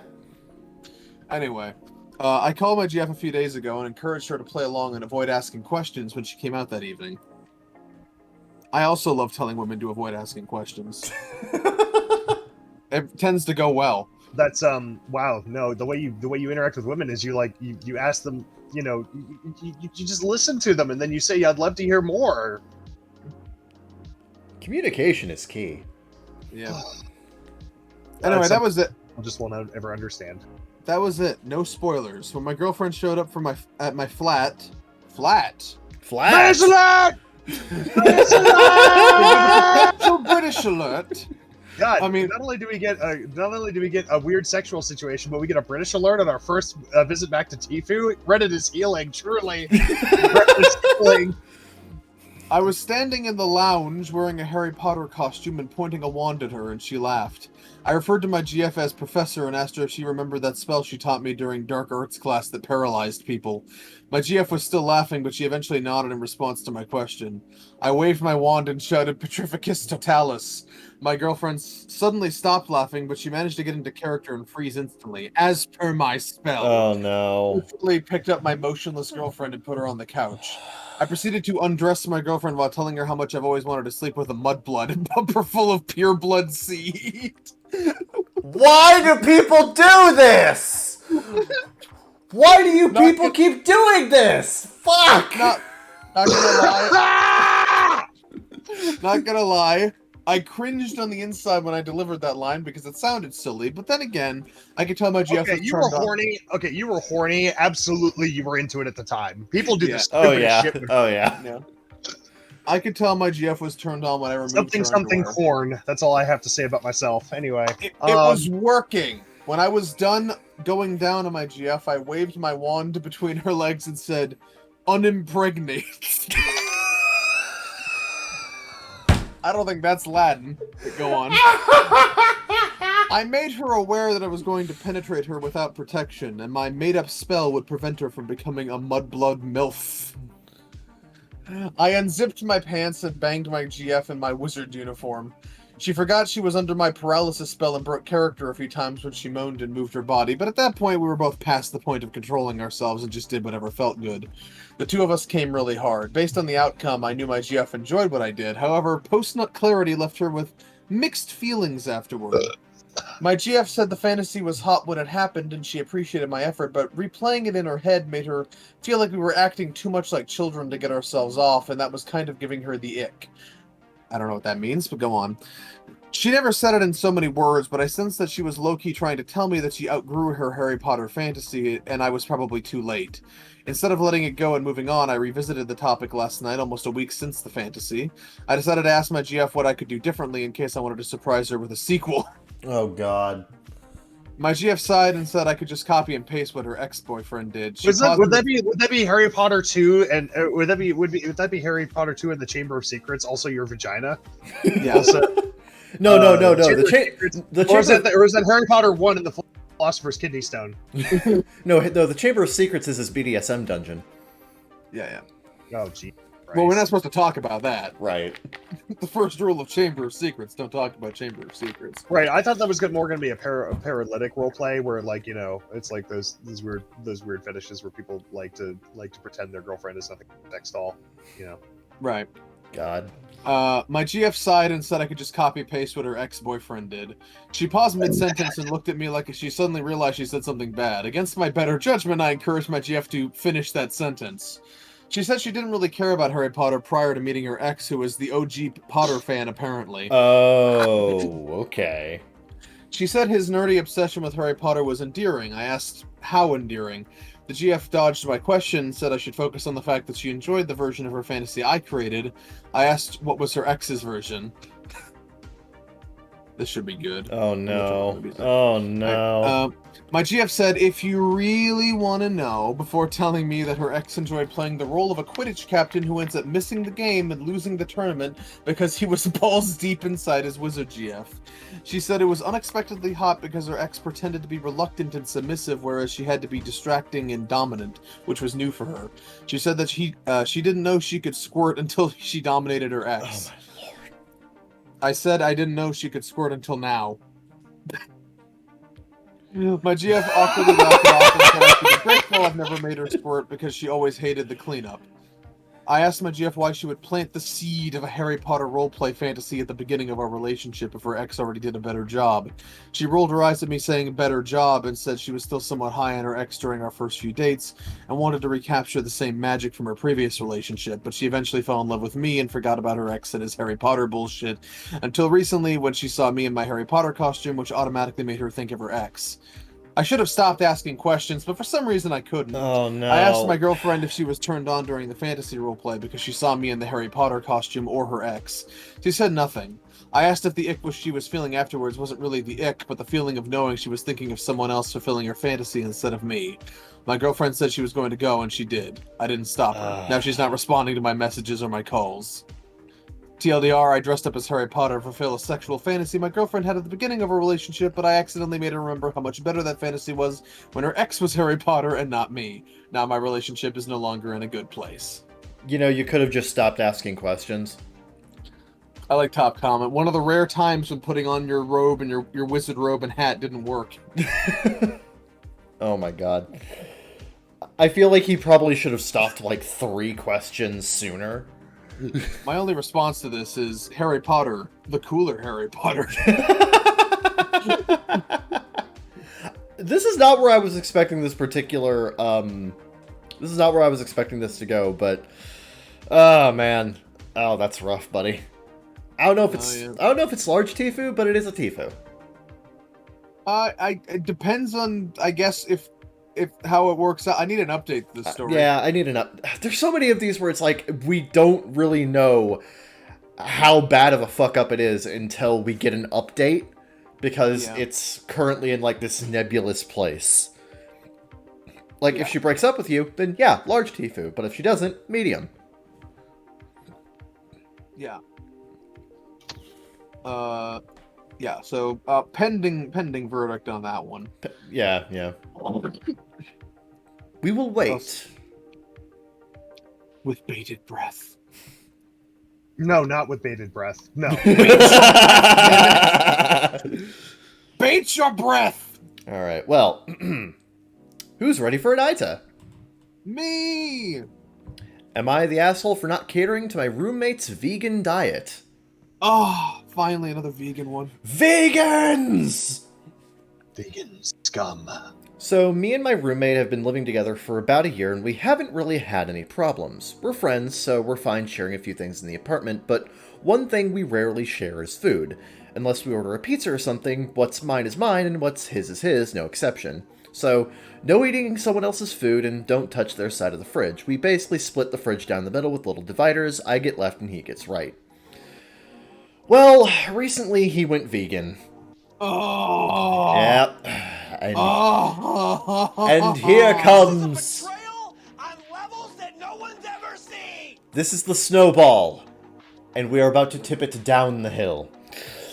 I thought nothing would change since we don't share food. However, recently he asked me to stop putting raw meats in the bottom crisper, little drawer thing in the fridge, because the juices could leak onto the other side and get on his vegetables and such he puts down there. Buy your own fridge. Buy your own fridge. Get a mini fridge. Problem solved. Well, in the past, Or he's put... Stop being a pussy. Well, in the past, Well, in the past, he's put stuff other than meat in his side of the crisper, so I asked if it wasn't a problem, then why is it now? He said it was because he basically only puts vegetables down there, and he doesn't want them contaminated. I'm not usually so stubborn, but that's the best place to put the meat to keep it fresh, so I told him it'll be fine if he just leaves it. But if he really wants, he can just move his stuff elsewhere. Yeah. He said there was no room, but I basically said that it's his side of the fridge, and that's his problem. That wasn't the end of it, though. Yesterday I saw him touching my side of the fridge. I didn't want to be childish, so I just shrugged it off and didn't mention it. However, I saw that he'd moved my raw meat and put it right on top of some yogurt I had bought. Not just that, but it was very precariously perched on there. It nearly fell when I opened the fridge. I was kinda mad because what if the juices did leak? They'd go right onto or into the yogurt and get me sick. He was complaining about that, so in my mind, it's a bit hypocritical. Also, the meat would be less fresh, it could have fell, and he's messing with my stuff even though we agreed not to do that to each other. I confronted him about it, but he said I'm being childish, and said that he's going to continue to move my stuff as to not mess up his. I just put my stuff back where I had it and told him not to mess with it. Am I the asshole? Pfft, no, your roommate's being a fucking childish dick. See, okay, so the key mistake here was when you told him that's his problem. Vegans don't like that idea. It's always everyone else's problem. Yeah, that... Right, because being vegan is like driving a smart car. It implies that everyone else is evil for consuming meat. Yeah. So they will never see A themselves core tenet of veganism is making it everyone else's problem. Yeah. The problem, like I have met reasonable vegans. They are few and far between. And the rest of them don't see it as don't make the simple understanding or realization that what they do is a massive inconvenience for everyone else who wishes to live differently. And they are the minority. They assume that the rest of society is wrong and that they have the moral high ground and that everything should be catered to their needs because they are ultimately righteous.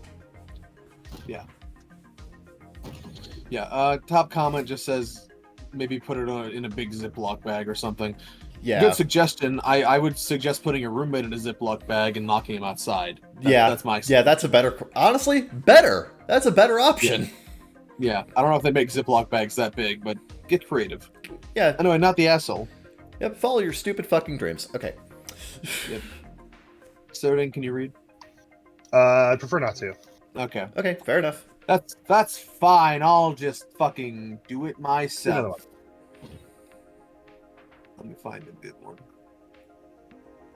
Let me find a good post to read. I have many to pluck from.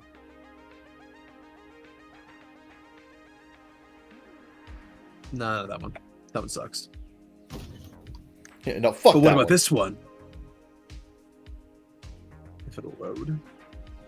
No, I'm not feeling that one either. Goddamn. Come on, Reddit, you've been back for a week. Yep. Okay, maybe we'll do this one. This one is from Off My Chest, actually. Ah, that's a new one. Yeah. Let's see. R Off My Chest, where you go to confess things. My wife bought a house without telling me and tried to hide it. I snooped and found out more stuff. I think my marriage might be over. Oh, no. I'm really lost on what to do now. We've been married for 5 years. I'm 33. She's 25. And there's always been a private loner type. And she's always been a private loner type, but this is too much in my opinion.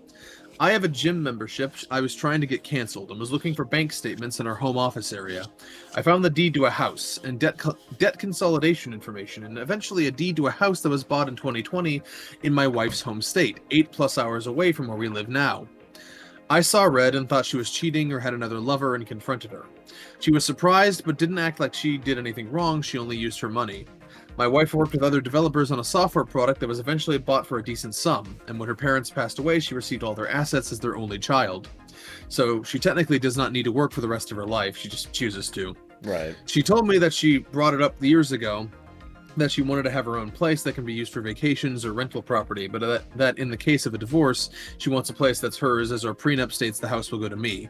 Yes, I do remember this conversation, but she never told me she bought the place or had actually done it, so I find that pretty fishy. After the conversation, I started snooping while she was at work the next day because I couldn't sleep. We work opposite hours at the moment. When we met, she was upfront about not wanting kids. I asked a little bit before I proposed, and she said she for sure did not want them.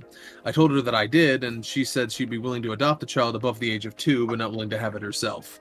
Didn't make sense to me, but adoption's a-okay in my Yeah, having a child birthing a child that's the age of 2 is really difficult. I hear. Yeah, it's kind of hard to keep them in there for that long. Strange way to word that, man. At age 3, I was born without a face. Yeah. We started the adoption process in October, but are still being verified and getting our backgrounds checked. But while looking through her computers, I saw she had reached out about getting her tubes tied and contacted her health insurance company about coverage and specific doctors in the network. So I know she's pretty serious and didn't look it up on a whim. I went back and asked her about it, and she said she has always told me she doesn't want kids, and she isn't hiding anything, but told me it's only common sense to prevent a pregnancy before she gets stuck with one. I called her out on her word usage and said I'm not sure she would be a good mother. She snapped on me and called me an unrealistic fool. That's rather verbose. Yeah. You unrealistic fool! You fool! She still made us our breakfasts and packed my lunch for the night shift, but I can tell from how she packed it that she's still mad. She usually makes cute bento-style lunchboxes for me every day, and today was just leftover meat and fresh sides, not fresh everything. I told her that if she had something to say to me, then she should say it, but I'm not okay with her trying to make a life-altering decisions without even talking to me. She was taking a bath and just pulled the curtain and ignored me. I can't talk to any of my buddies about this because they've already said I should have left her years ago. Their reasoning being on why is something I don't fully agree with, and they won't offer me real advice. She feels I'm overstepping and don't listen to when she talks, something we've had problems with since we started dating. I feel like she's too independent. I want to make things work, and I'm just really stuck here with on which one of us is not being understanding enough or how to get past this.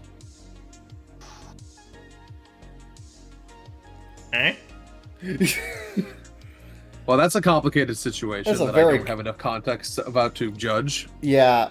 Oh my god. I'm gonna go to the base thread and see if there's any comments here. Yeah, like CFOP, Can I just say something? Hot take. Reddit was never gonna die. No, not with shit like this. Where because else there are people people. go? I was just saying that's literally it. There's Reddit provides a large, easily accessible, and unique service. It doesn't matter what they do to the platform. Y'all are so damn addicted, you'll be here anyway. We've got you hooked on the drug, man. You don't just say, "Oh, sorry, we're dropping the quality of our drug." Still, we want the drug. Give it to us. We're like, well, it's not the quality drug I used to consume, so I'll just stop getting high. I'll quit cold turkey 2 days later. Bring back the drugs! Bring them back! Anyway. And then you guys are back on Reddit, and everything's unlocked again. A lot of these comments are just bitching about the age gap. I'm gonna skip over those. Anyway, she told you and you ignored her, then you got upset that she did the thing she tried to talk to you about, but you ignored her. Yeah, that's true. That probably wasn't great of you. Yeah. She made it clear she didn't want to bear children, and you are actively pursuing adoption. Why is it a problem if she gets her tubes tied? She felt insecure about the prenup she signed for you. Why is her owning property that returns her sense of security an issue? Yeah. I had a girlfriend once that wanted to get her tubes tied before we engaged with anything, and I basically said, "Are you open to adoption? Like, I'd like to have a family." And she was like, "Yeah, that sounds fine." And I was like, "Cool, get your tubes tied. I don't care. Besides, that means I can do it dirty every time. I don't have to worry." Yeah. Like, yeah, this guy does seem a little controlling just from the posts he's made. A bit, yeah. Yeah. Honestly, But it's not an ITA, so I can't actually judge it. It's just a confession. Yeah, I'm just saying, buddy, this might be your own doing. Possibly. you might be the asshole. This one is a deleted post from our entitled people, but someone managed to save it, so I'm going to copy-paste that to your DMs, Kevin. Okay. Dealing with my entitled 15-year-old who disapproves of my beer budget. You're 15! Why do you fucking care? No, they're 15. Ah, okay. Thought I'd share my current conundrum regarding my 15-year-old daughter. She works part-time at a local Vietnamese restaurant, washing dishes, which I must admit, I respect. However, things start to go downhill when we talk about where her earnings go. Despite her age, she manages her own earnings. I want to instill some financial responsibility early on. However, we hit a snag when I recently used a portion of her income to buy beer. This led to an intense argument, with her protesting that her hard-earned money was being spent on alcohol.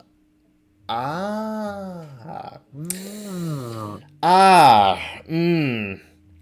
let me make one thing clear. I handle all the household expenses. I pay for food, electricity, rent, you name it. She works, goes to school, and that's pretty much the end of her contribution to our shared living arrangement. No house chores, no pitching in for groceries, nothing. Her argument is that she earned that money and therefore should have the final say on how it's spent.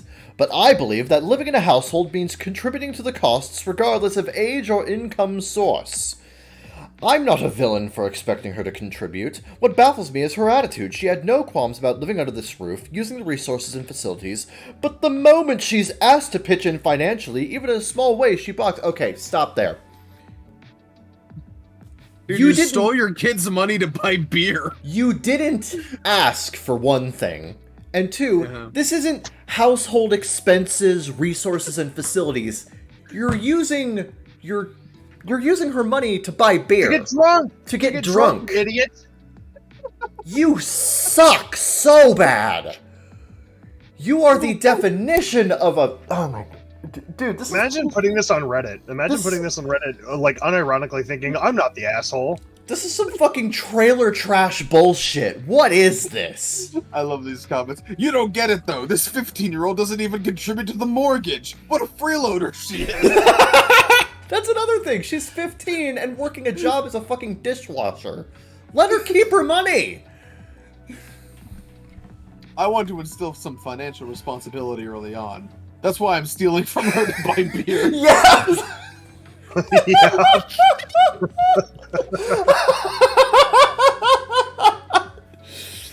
Self-awareness on this man. 0. This is so comically dumb. Oh, that's great. I love everything about this. Oh god, that's really funny. This is the start of darkness if I've ever seen one. Good luck, kid.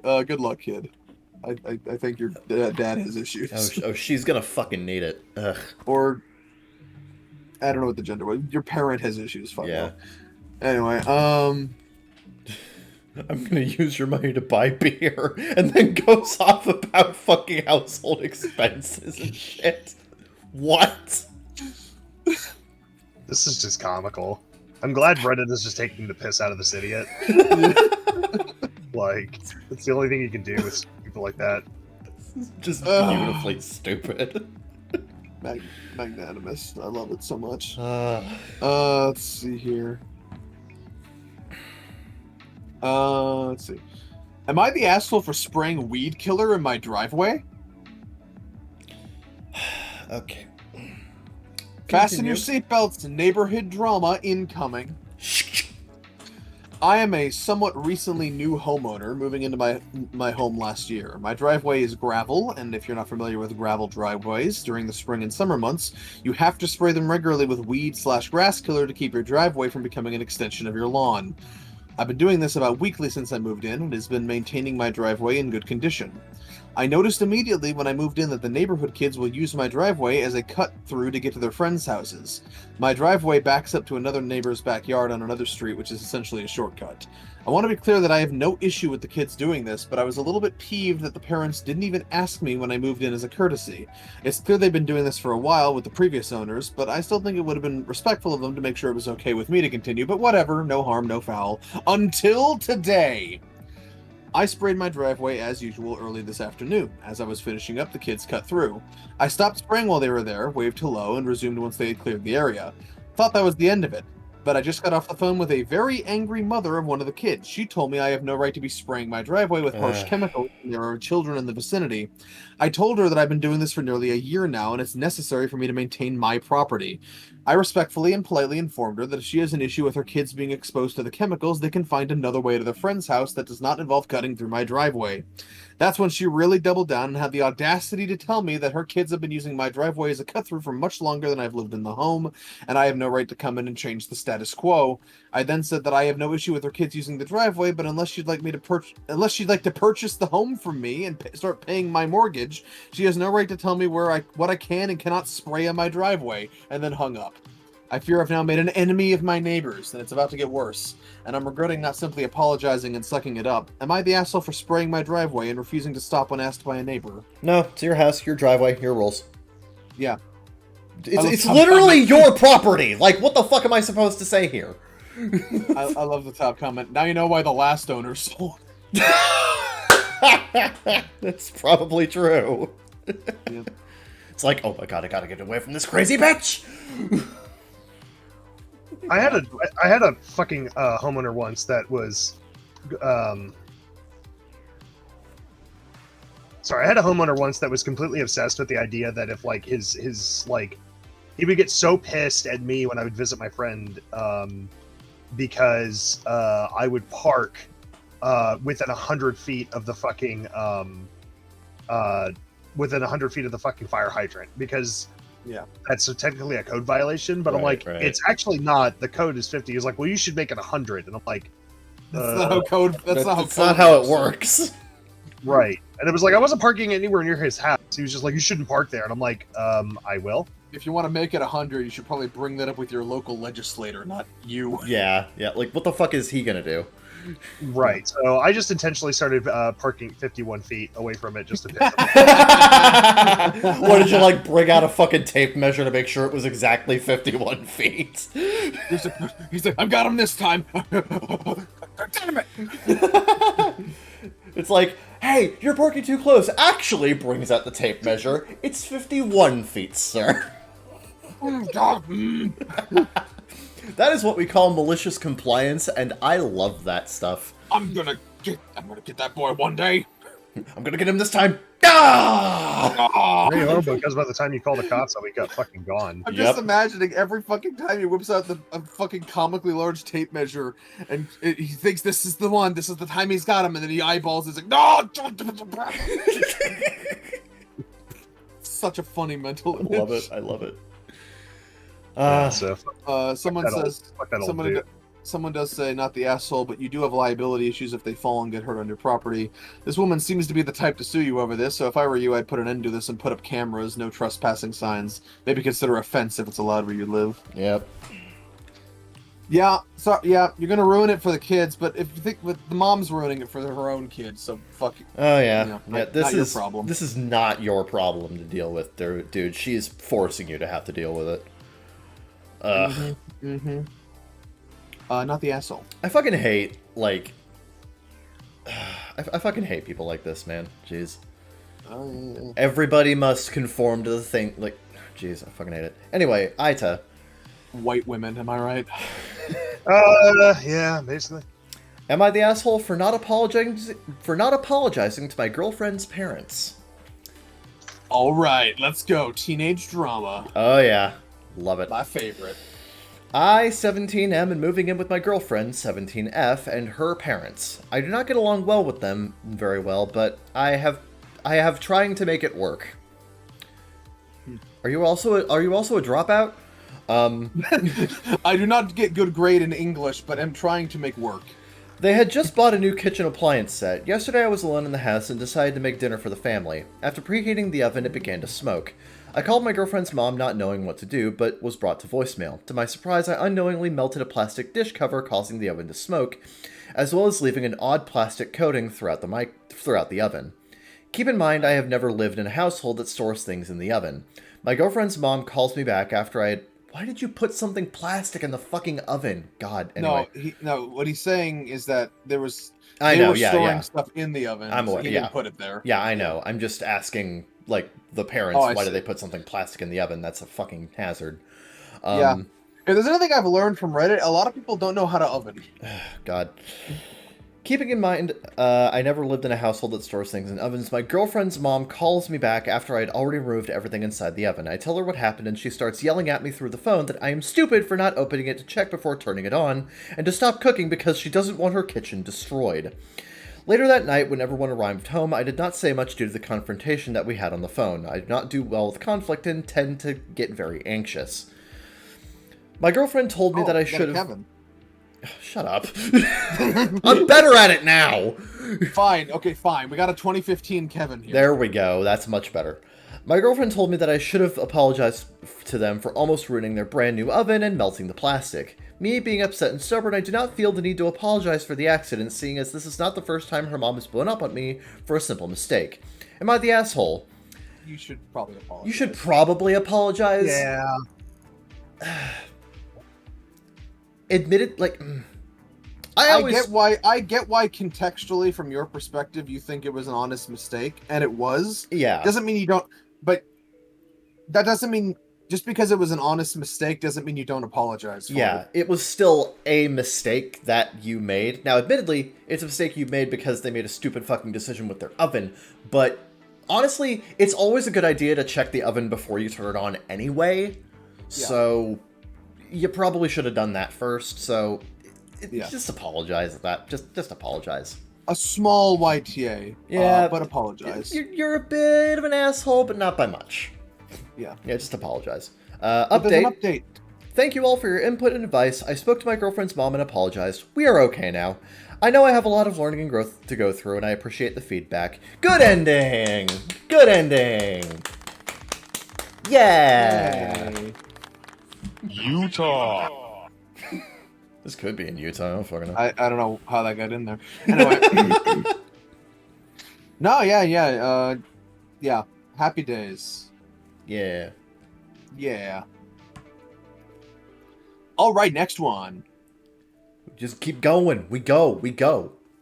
Am I the asshole for telling my wife to stop being a pushover, or I would take away her spending privileges? What the fuck? Okay. My wife, 25F of 5 years, has a sister, 20F. She is somewhat disabled, whatever that means. And while this may sound contradictory, she has a condition which makes working difficult, but not entirely impossible unless she is under stress. It's a neurological condition. She loses muscle control, makes her hit or throw stuff all over. So I have no problem with her sister. She's sweet and nice to have around, and my wife loves her more than anything. She basically raised her and stepped in when her parents wouldn't or couldn't. This has led to a relationship closer to mother-daughter. My wife would constantly be paying for stuff for her sister, and this made sense to me when she was a minor and was doing much worse health-wise. Recently, though, this has been increasingly getting under my skin. I am the sole provider of my household right now since my wife was pregnant, and only gave birth recently. We'd spend a lot of money to buy her sister gifts for holidays, which she would never return the favor, even something cheap with thought or no thought put into them. We'd always take her out to events or dinner or pay for her every time. She would never even pick up the bill for herself. Again, wasn't entirely an issue until she became an adult, and now I'm kind of fed up with it. She expects my sister to do things like pay for her to go to the doctor, or invites us out to lunch and then expects us to pay. Oh, that's jerkish. She doesn't even schedule her own appointments. My wife takes her wherever she asks, even if she has the ability to do it herself, and we live 45 minutes away. She always talks about how she's freelancing and is making money, but then somehow has no money whenever she needs or wants anything. I didn't have an issue with this either, really. I thought my wife was being a pushover, but it's ultimately her money. Until recently. Now she's spending my money on her, and it's really getting me angry. I want to spend my money on my daughter, but we're spending money on this financially irresponsible leech. I explained this to my wife in a much nicer way, but we ended up in a fight where I called her sister some pretty messed up things. I ended the conversation by telling her I would take away her access to our joint bank account until she contributes again if she doesn't tell her sister to grow up and that she is not her mother and she's no longer a child. We cannot be dependent on people forever. I think it's an important lesson for her to learn. If she doesn't learn it, she can get back to work and continue supporting her until she's 40 with her own money and not mine. She honestly thinks this is an end of the world situation. I think it's quite clear this is for the better. I think she's scared of hurting her sister, but at this point she's crippled her by allowing her to do nothing. Don't you love enablers? Jeez.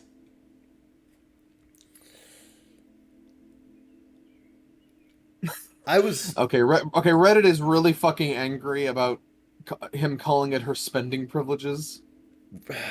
Okay. And I think they might be missing the forest for the trees here. Go figure Reddit. Yeah, go figure Reddit gets hung up on like fucking Oh, mild sexism. Mild sexism instead of, I can't read. I stopped reading the post there.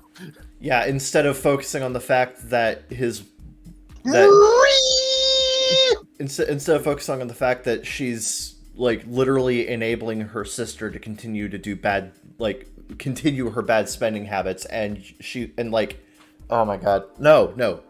Well, it's not even that. It's like people can piss away money all they want. It's just like, why do I have to have an obligation to pay for things I disagree with? You know what I mean? Exactly. Yeah. It's like, if I have control over my own money. In response, he makes an edit. I should have worded it better in my post. I just meant having the debit card and using our money on her sister. Not taking away all of her access on money, but just setting a limit or giving her cash so she can't just get suckered into paying for stuff. Yeah. A lot of the criticism still stands despite this, but I want to clarify I'm not taking away her access to all the money entirely. I also understand the comments about my wife being a homemaker means she's putting in equal work, so my money is her money, but we're on a single income and can barely afford our family's needs. I can't give her half my salary so she can spend half of that on her sister. A majority of it goes to keeping us paycheck to paycheck right now. God. Let's see here.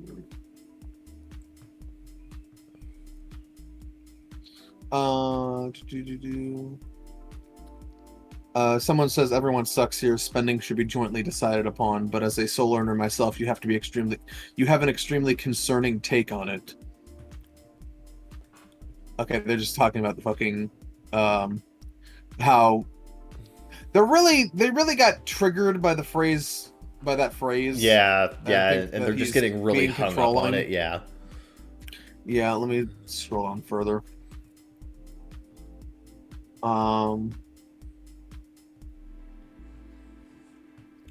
YTA, I get why you're upset about your wife spending money on her sister. You were using the fact your wife currently doesn't have her own income because she just gave birth to your child in order to control her, which is an asshole move on a whole nother level. I don't see it that way. I don't see that. No. There are totally situations where that happens. I don't see it here, though. I don't see that here either. What's What's happening here is very clearly the wife using her husband's money to feed the bad habits of a sister who is leeching off of them. That is a very cut and dry situation. I don't blame the husband at all for, making that kind of decision. I don't think he's the asshole here. Yeah. Someone says, everyone sucks here. You're the asshole for pulling my money since I'm the breadwinner, being controlling to the point of financial abuse and cutting off joint access, while continuing to enable her...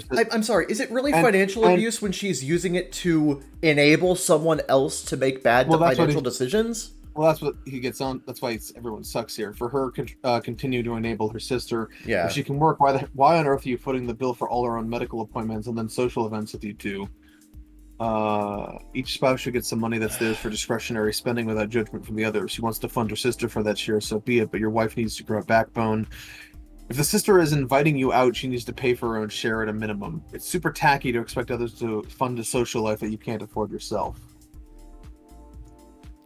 Well, here's my thing, is that, everyone sucks here. Yeah. But I feel like they're only saying that because of how OP worded the situation, yeah, not because of what he actually did. Yeah, because the way that people are wording, their verdicts makes it very clear that they're throwing around things like, financial abuse, and you're being controlling, and sexism, and all that shit. And I think all of that really just comes from the wording he used at the beginning of the post. Because, the post itself clarifies everything. It's just that one line in the header that people are grabbing onto like it's a fucking smoking gun. Yeah, and some other scattered bits, but it's also, I don't know. I don't know, man. Looking at general context, I don't think OP's the asshole here. Yeah.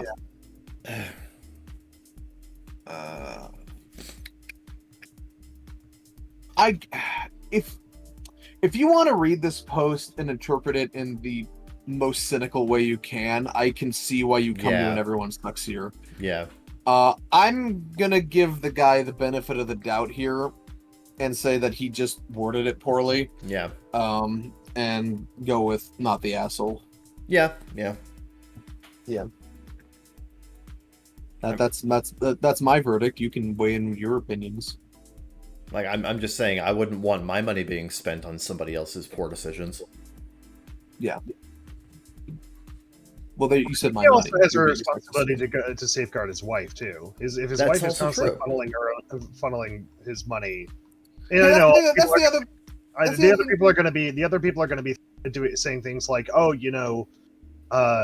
it's like part of a relationship is helping guide and reinforce each other." Yeah, and if yeah. he's not being vocal about the fact that, hey, you should not be supporting your sister, who is using you for a paycheck so that she can go fritz her money away in a way that harms herself or harms people around her. Like, maybe you should stop. Like, I don't think there's any issue in him like stepping in and saying, "Look, this isn't okay." Yeah. Yeah, look, I understand everything about financial abuse and entrapment and yada yada yada. I understand that, but realistically speaking, he is the sole income. Yeah. It kind of is his money. Yeah. Yeah, it And is funny. and the thing is, this family unit, like, it's sink or swim. I don't think empowerment to the degree of pissing away money to the point of tanking your own family is the girl power you're looking for. No, absolutely not. I just don't think it's that simple. So yeah, I'm giving him the benefit of the doubt and saying not the asshole. Yeah. But I don't know. He could be. I don't know. But I'm just gonna give him the benefit of the doubt. Yeah, this is just going off of what I'm seeing here and how I'm reading the situation as he tells it. Yeah. All right. Yep. Nice one, team. Yeah.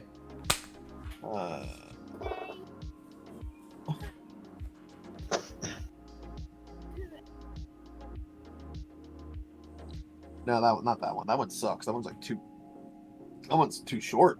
Oh. Huh. Yeah, give us something juicier. Let's see here.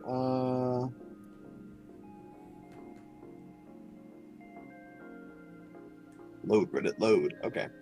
You can do it, Reddit. Yeah. You can do it. Here you go. All right. Am I the asshole for getting mad at my 31F... Oh, my 31F husband because his brother, sister-in-law, and friends didn't wish me happy birthday? Well, how dare they? To the gulag with all of them. My birthday was yesterday. Several months prior, my husband bought us tickets for a music festival that was to take place on my birthday, despite me saying I wasn't interested in going. He loves one of the artists headlining. I kind of forgot about it and assumed he would sell the tickets since I wasn't interested. Bitch. Bitch. Bitch! That's an assumption to make. Fast forward to a few weeks before my birthday, and my parents wanted to take us and some extended family to an MLS soccer game for my birthday. I'm very interested in this as I enjoy both soccer and spending time with my family. I tell my husband this and we end up having a big spat about it because he wants to go to the music festival. In the end, I convince him to go to the game as we would still have time after to see the artist he likes. So that's what we end up doing. However, when we got to the music festival last night and met up with my husband's brother, sister-in-law, and the friend group, quote-unquote, my husband's friends through his brother. First of all, music festival, really? Only idiots go to music festivals and concerts. Keep the silence! Keep the silence! You're supposed to keep the silence after that. That's what makes it funny. Yeah, Okay. Anyway, I understand. I don't go to concerts. Right. All of who I've known for several years now, none of them knew it was my birthday, I guess, and my husband didn't tell them. I didn't even want to go to this thing. None of them care about me, and it's my birthday. I was/am angry with my husband. Why didn't he tell them to at least say happy birthday? It didn't feel good. Am I the asshole for getting mad at my husband about this? I didn't feel good. Okay. I Okay. don't know. Okay. Okay. Okay. This would cause you physical pain, Kevin. Please. Okay, so there are two sides here that I say. So, on one hand, you were wildly presumptuous that your husband would cancel his plans just because it's on your birthday and you want to do something for yourself on your birthday. Like, that was highly presumptuous of you. Mind you, these were plans that he made in advance of all this, with, like, a bunch of other people, so this affects them as well. Yeah. So that was kind of presumptuous and also kind of selfish of you to just assume he would cancel it because of you. But also, your husband was kind of, I don't know if your husband handled this terribly well either, so, I want to say everyone sucks here. Yeah. Yeah. Yeah, I think I go with that as well. This is just a bad fucking situation all around. No one's communicating. It's again a situation where no one communicated clearly at all. Sure. Yeah, because this post is not super flattering for her. She's kind of an entitled bitch, but then her husband deliberately scheduled this on her birthday for some reason. Yeah. So that's just not cool on principle. Yeah. Yeah. I mean, yeah. Everyone sucks here, except the friends. They weren't obligated to know when your birthday was. The friends just got dragged along. They're just a part of it. Yeah. Yeah, they're fine. Like, they were not obligated to know, like, what day your birthday was, and, like, that's, you know, again, very presumptuous and selfish of you to be like, they didn't even wish me a happy birthday. Yeah, the way she writes this makes me want to call her the asshole, but I'm just gonna say everyone sucks. Yeah, like, it's one of those things where you really want to just say flat, you're the asshole, but you gotta look at the whole situation and how everybody's acting. No one's taking it well at all. Yeah. It's just bad. It's a bad situation. Oh, yeah. All right, time for a large tea food. Ooh. All right. Today I fucked up by inviting a girl I hardly knew on a work trip. Look, I'm not sure if this was today or a while ago. The situation is ongoing. As a first-time poster, apologies if I miss any rules. I met a woman a couple of months ago. We've done a few activities together, spent the night at each other's places a few times. I enjoy spending time with her. She seemed to make even the banal activities like getting the car washed fun. So, I had a work trip coming up and mentioned to her over dinner that I had thought about inviting her to come with me. The conversation evolved and eventually ended with me in a nonchalant way inviting her, and her mostly accepting, whatever that means. So after a week or two, she said she would be happy to come with me. It's to a destination she had never been and she wanted to go. Great. I'll have someone to make the whole journey better. We were going for about 6 days, and 3 of them I have a work conference, so during the day she'd be free to do whatever while I was unavailable. In the evening we go do something together. First thing to admit, communication is difficult for me, even though I put in a lot of effort to be better successfully or not. I try to be chill while traveling because it's an experience, and if things don't work out, then it's not a big thing. We'll just adjust and change things as we do things. My second mistake was not communicating that in advance. The trip does not get off to a good start. Our seats on a 7-hour flight are a window and middle seat next to each other. We arrived at the gate late, which I never do. I always arrive in advance, so there was no more overhead storage to put our carry-ons on. She said, no problem. We'll keep them at her feet. We get on the plane, get settled, and eventually we take off. I fall asleep very easily when traveling, but this was our first flight across time zones where lag would be jet lag. He said hay lag. I think he misspelled jet lag. Yeah. Jet lag would be an issue. She also started her period just before the plane took off. That's unfortunate. Oh, that sucks. After eating, I fell asleep. I had mentioned to her that she could wake me for whatever reason. After I woke up, she mentioned to me, while I was still groggy, that she needed to get to the lavatory on the plane.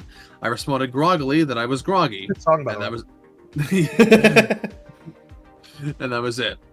After the passenger sitting next to me between us and the aisle got up, I had to let her know.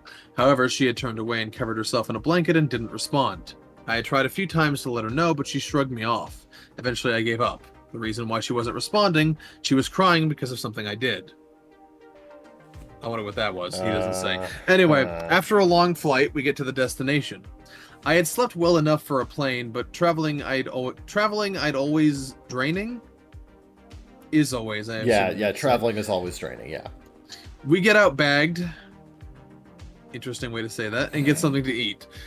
We had a discussion/argument, and I tried best to express myself, but she ended up walking away. Afterwards, I tried to do my best to take care of her immediate needs. I went to the pharmacy in the airport to get some medication to help her. I come back, and then we get underway to the hotel. I always try to go via public transport, but opted for a taxi to get us there quickly, given her not feeling top shape. We get to the hotel, and it's another problem. Wrong type of room. Fine. We go to the front desk, and after much back and forth, we get a different room. We get into the room, and it's super hot because the AC isn't working. She gets super upset and has a breakdown. She wants to leave. She says she'll be miserable in the room for the week. Okay, I'll try to do what I can to rectify the situation. We walk to the front desk. We get a fan, but the AC won't be fixed until tomorrow. She takes off and starts texting me. She wants to go home tonight. Okay, I can start looking for flights. There is nothing available. I find something for the next day, which would work, but I can't get her to approve anything. Finally, I ask if we can talk face to face. She tells me she's in the courtyard, and I go and join her. I'm not mad. I'm disappointed in myself in the situation. I talk calmly and without judgment. She breaks down, starts crying, and eventually takes off, and I let her go. After trying to do some research to find a different hotel, flight options, and the fact that I'm starting to get hungry, I go and try to find her. She was on her way back and just outside the hotel. She ends up going to the room and getting some sleep. I went off and ate, grabbed food for her, and put it in the room's fridge. After a while, I get tired of being out of the room and need to take a shower, so I go back as ninja as possible and take a shower. As I'm finishing, she awakens and needs access to the bathroom/toilet. Of course, I liberate as quickly as possible. She then goes back to sleep, and I eventually doze off. In the morning, she gives me some context. Of course, I understand and don't blame her for what happened. She decides she's going to stay for the rest of the trip. We plan a few activities and go about our day. It was an overall good time until we get to the second to last destination and talk about the next. Unfortunately, it closes 45 minutes later, and it takes more than double that to experience it. For me, no big deal. For her, she's angry with me. She told me that I should be better at planning things. Second time she told me this today, and I accept I made a mistake. Afterwards, she started discussing returning to one of the moments we had already visited, but at night. However, I have to be in good shape in the morning, and given my planning failure, I was being extra cautious. She disagrees, and I repeat why I don't think we have time to go together with more details. She gets upset and refuses to talk to me. We take the metro back to our hotel without saying anything the entire time. She went back to the room, laid down. I asked if she was ready to have a discussion about what happened with a clear head. She says we've talked enough, and I made it clear that I haven't said my piece. She told me not right now. Fine, fair enough. So now I'm elsewhere in the hotel writing this. I want to make this a good trip for her, but I keep screwing up no matter how hard I try. Tomorrow I get to go to work, so at least I'll be able to escape this nightmare situation during the day. TLDR, I invited a woman I didn't know very well on a long-distance business trip. Flight went awful. We never discussed our expectations clearly before going. We fought several times along over 2 days, and now she refuses to speak to me. Good lord. Some top comment. Red flags all over. I do hope you weren't thinking about a serious relationship. She seems highly unreasonable, emotionally unbalanced, and immature. Yep. Stop being a white knight. It's clear she's taking advantage of you for a free trip, but ended up not liking you enough to care that some things are out of your control. The disrespect for you was obvious. Yeah, she's not being very understanding, caring, reasonable, or patient with you in any regard.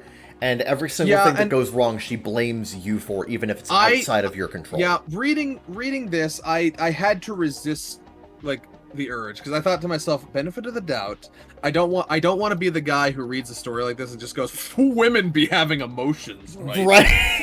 but the longer it went on, I was like, no, this woman be having emotions. This woman be having some emotions, and she is not keeping them in check, and she does not know how to realistically deal with them.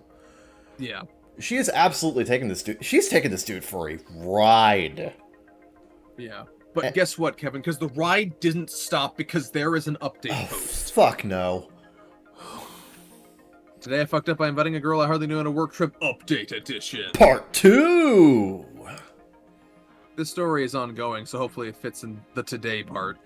After having several issues with a travel partner, I took some time alone to try and let them cool down. When I got back to the room wanting to talk, she had already gone to sleep, so I climbed into bed and went to sleep as well. In the morning, I wanted to hash everything out, but she didn't want to, so off to work I went. The day was great and energizing intellectually. I went back to the hotel to join my travel partner and wanted to talk things out. Finally, she said the past is the past, let's not dwell. So we went out to eat. Right. How much you want to bet it's going to dwell? Oh, it's gonna dwell. You know it is. She's just saying that to placate him. Afterward, we were supposed to go and visit the city at night, but we didn't end up going because she was tired.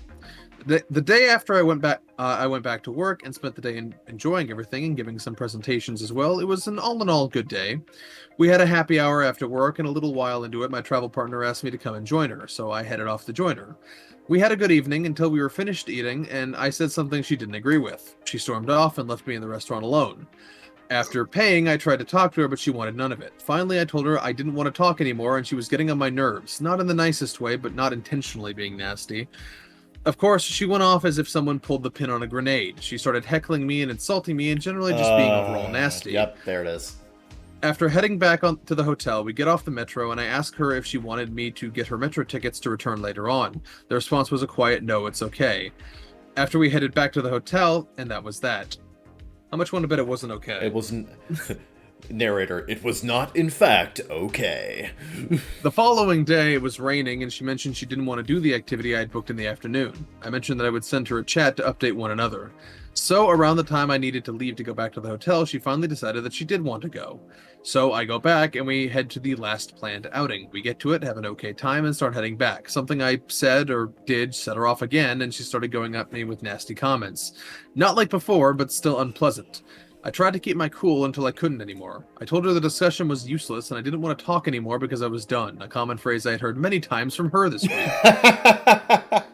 Well, now she was angrier than ever before. She gave it her all to be as nasty as she could, calling me pathetic and a loser, etc. It didn't really bother me. I didn't respond, which made her more angry. Eventually, we get to the metro and it's an entrance that doesn't sell tickets. Before I can get to the turnstile. That's turnstile. I always get tripped up because it's not spelled how you think it is. Yeah. She gives me the backwards kick with all her might. What? What the fuck? Trying to extricate myself from the situation, I exit and try to find another entrance that does sell tickets. Eventually, I find the correct entrance, buy a ticket, walk towards my train. Eventually, I cross her, and my intention was to ignore her. She starts screaming at me that I'm following her, which I wasn't. When I tried to turn and walk a different way, she started following me. I did my best not to engage, but this just enraged her. Finally, she starts trying to hit me because I said I don't. I to engage and kept asking her to remove herself from my path. After a while, I asked someone walking by to call the police. I'm a man. There's no way I can do anything to defend myself from her physical attacks here, but the person just ignores me with a silly remark. Okay, that guy's the asshole. Yeah, no, fuck that dude. After this, my travel partner is making a scene and being dramatic. I ask her to leave me be and allow me to leave, but she won't until I essentially promise to not leave her there. After a while, she spits in my face, and I basically agree to extricate myself from the situation. I try to be as far from her on the train ride back as possible. She eventually wants to talk to me about what's going on and what the plan moving forward is, and I just wasn't able to talk, so I told her to give me time as politely as I could, and she allowed me a moment's peace until we got into our metro stop. Off we go, and I get to the surface and tell her that I will give her the plan. I told her I didn't feel safe around her and that I would go back to the room. She could pack her things, but she wasn't staying with me that night. I told her if the hotel didn't have anything, I would find her a different place to stay. She gave me some excuse about not feeling safe in the city and that she was afraid I was going to leave her, so that's why she physically attacked me. Of course, I told her time and time again I had no intention of doing anything to harm her in any way, but she knew that she had crossed a line. I finally decided now she crossed the line. I finally decided it would be best to go to work and give me some time to cool off. Once at the office, I tried to let her know at her request when I would be back at the hotel, and then I noticed that she has blocked me on all messaging applications that we've used, and so I start to... He meant panic, but he wrote ponic with a W. Anyway, he starts to ponic. What if she's destroying my... I'm gonna ponic. Yeah, and he starts panicking.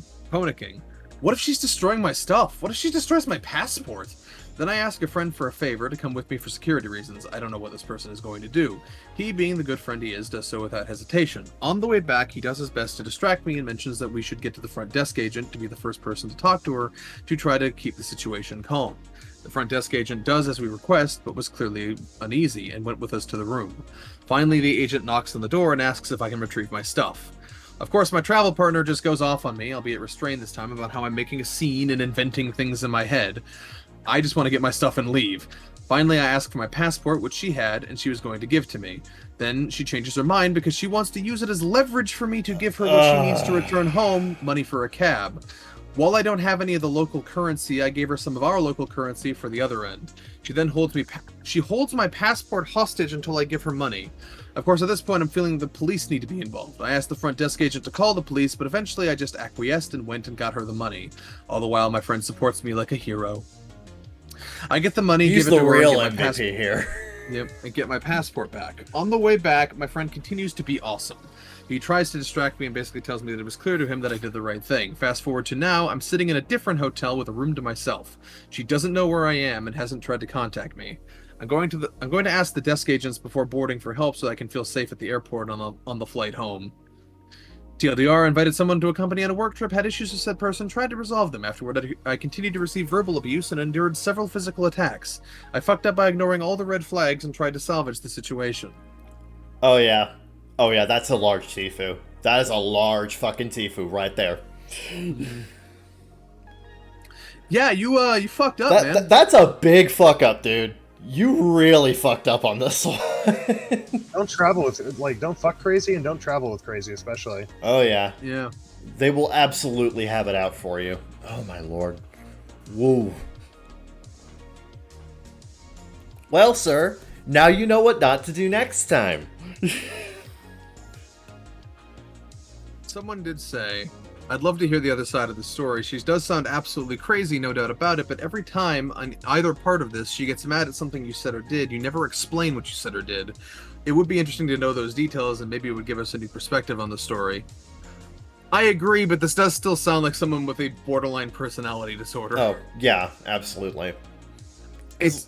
Because, like, regardless of what he's saying or doing, I don't think it's enough to justify anything that she's doing. Right, unless this entire fucking story is fabricated, like, it doesn't make sense, you know? Yeah.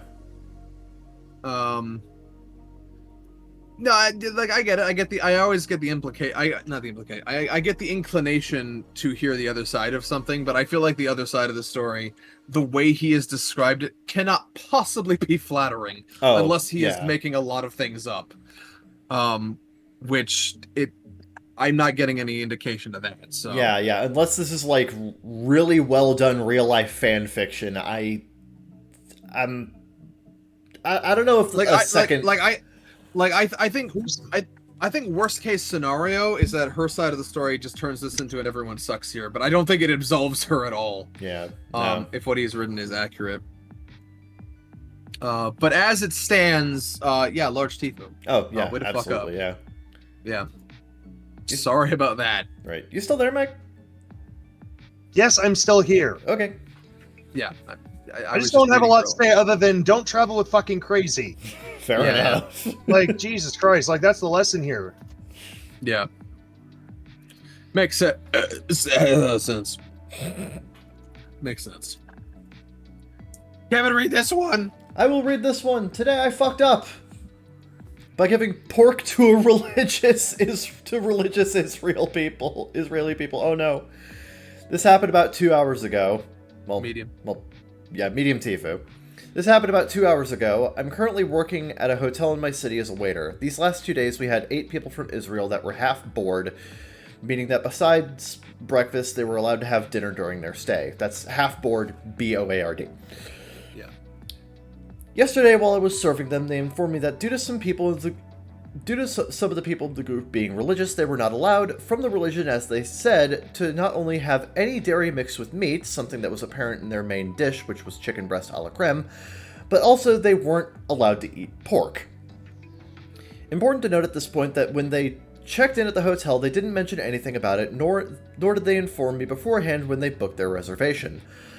I was the only one to be informed, and that happened there are quite a number of typos here, my bad. And that happened after I took the initiative to ask them, as they were upset about the situation. So, fast forward to this evening, and me and my colleagues serve again the people. This time, the main dish was pork chops. After they ate, and before they leave, they asked me what kind of meat the dish was. At first, I told them it was cow, and my colleague corrected me, informing me it was pork. I'm imagining the scene and it's like, oh, actually, that was cow. What? No, that was pork. No, dude, Thanks. that's pork, bro. Thanks, Tim. This obviously made them absolutely furious, and they started yelling at me, telling me that they informed about the situation, that they proceeded to continue yelling at me and my colleague at the reception, and again, in me.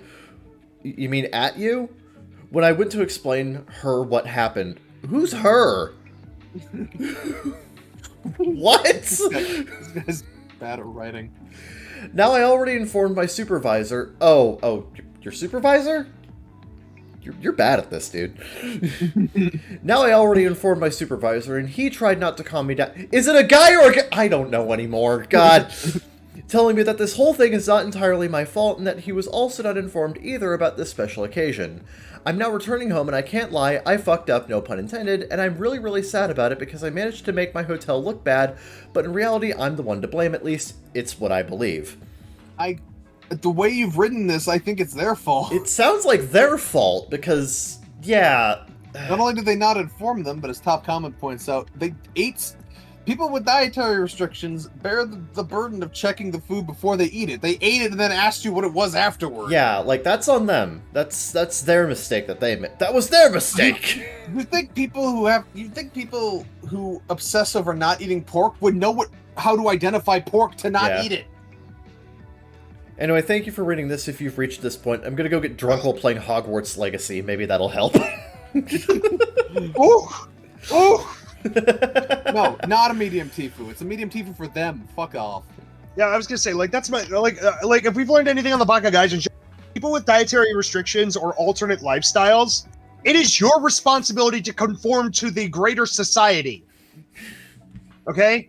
You need to learn how to identify the things that make you you. You are not a victim here. You chose this path. You chose the thornier path in life.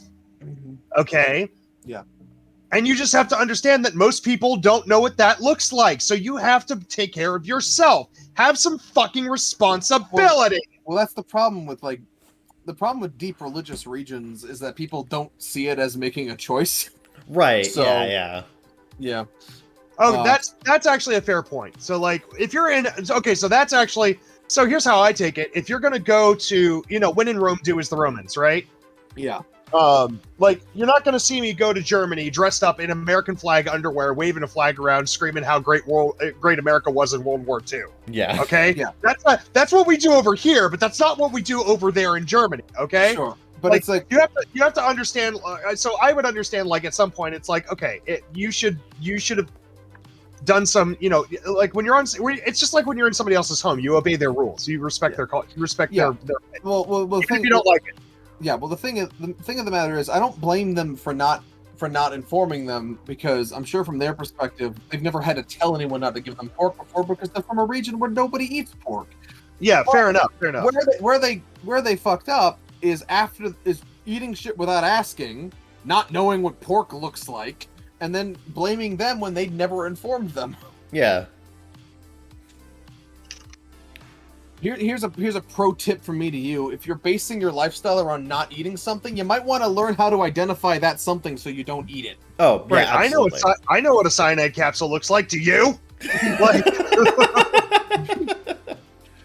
Yeah, that's a part of my lifestyle, not eating cyanide. Yeah. Oh yeah, big part of my religion. I feel that's part of any lifestyle.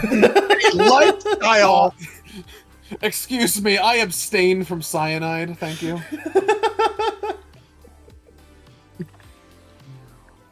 I know this is a Tfue, but he's not the asshole. Cheating, but I'll allow it. Yeah. This could have been an Aita, honestly. It could have been, but it wasn't. Therefore, your verdict is invalid. Fuck. Fuck ass. Today I fucked up by rendering a verdict on something that was not verdictable. Anyway. Am I the asshole for not making pancakes? Huh? Am I the asshole for not making pancakes? I want pancakes. Nobody asked you. Am I the asshole for not making pancakes? Well, let's find out. So my wife is constantly has to change something, and I don't like it. What? They're called diapers, man. They're part of a baby. I hate my wife. My wife changes all the time. So my wife, Yes, I hate it. So my wife is constantly has to change something, and I don't like it. Be the way I cook or the plans I make, for example. The past few years, I had enough. And if she starts changing plans or meals, I shut down and walk away from her and let her finish cooking or whatever task she thinks she is better at, and then messing it up to let me fix it later or don't do my plan or her plan.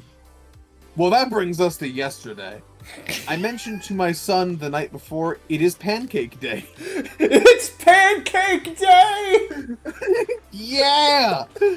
He is excited like he is every Friday night before bed, and we do our little song and dance and head to bed. You have a pancake song and dance! Yesterday morning, when I went to get things ready, she asked what I was doing. I told her pancake day. She gets upset and said we have fruit.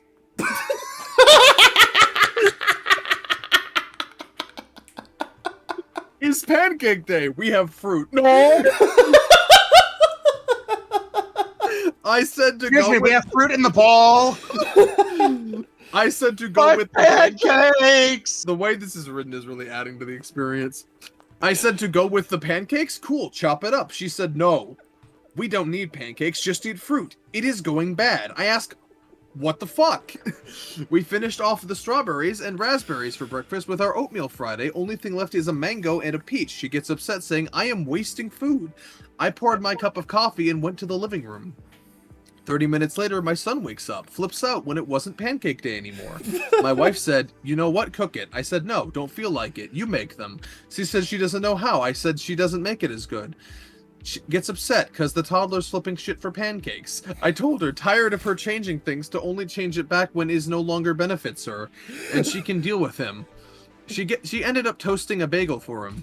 She is still pissed I didn't cook for my son, and I told her she could have made it but refused, and she should have told him the same thing, and I am tired of her plans changing and affecting me, and then making me look bad because she doesn't like it when I refuse to help after her choices.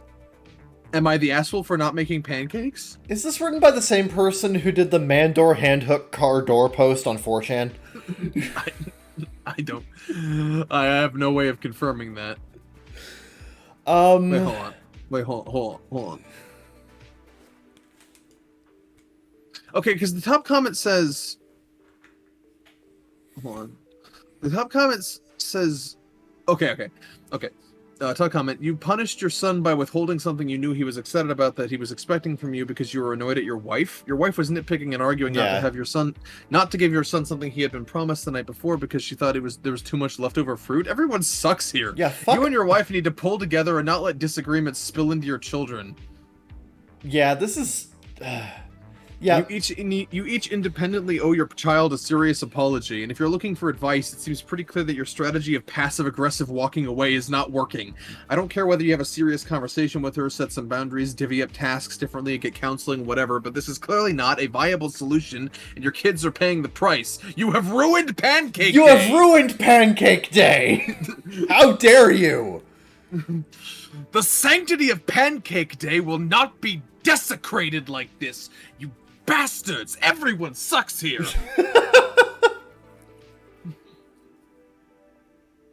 You know what? Fuck it. Today's Pancake Day for me too. I'm gonna go out and buy pancakes when I'm done here. Okay, well, good. Honestly, pancakes just sound good. Is there a bad day for pancakes? I don't think so. There's never a bad day for pancakes. No. And that's the beauty of it. Yeah, everyone sucks here. Yeah, everyone sucks here. Literally everyone sucks. Fucking. I'm not going through all the comments. Apparently this got heated, though, because this was locked. Oh, dear. You know it's a big deal when the mods lock down the pancake day. Oh, actually no, never mind. I forgot. Everything's locked because Ita's still locked down. Forgot about that. Right. Okay. Yeah, never mind it. The pancake day epidemic did not fucking breach security or whatever. Okay. Yeah. Pancake Day has breached containment. The pancake day vitriol situation is getting out of control. Lock it down! Lock it down! Shut it down now! What if it's not even part of the lockout? What if it's just this post spiraled out of control and caused the subreddit to lock down? The pancake day debate is getting out of hand. Lock down the subreddit. Go! Lock everything down! Like, everything just starts spilling out into other fucking posts for no reason. Don't listen to this asshole. He was anti-pancake day. You take that back! So this is the real political dilemma of our time. Are you pro-Pancake Day or anti-Pancake Day? We got a waffle sympathizer in the chat.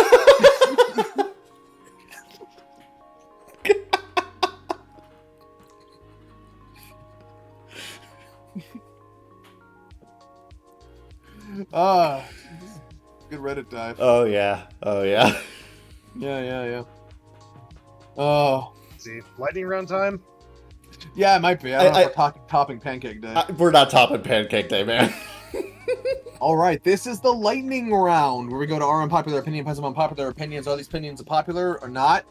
Do we agree or not? Will you continue to listen to me or not? Let's find out. Unpopular opinion: I hate the sun. Yeah, fuck the sun. I got good news for you in about 4 billion years. I really do not understand why people enjoy when it's sunny out. It is too bright, too hot, and you get burned. Harder to drive. Personally, I get headaches. I notice that people tend to act really stupid when the weather is like that. Reminds me of when insects become activated, crazy when the sun is out. Why do people enjoy it so much? Sun comes out, insects neuron activation. I agree. Everyone has sun madness. The sun is a cult. I mean, there are sun cults that have existed. That's a thing. I am a creature of the night.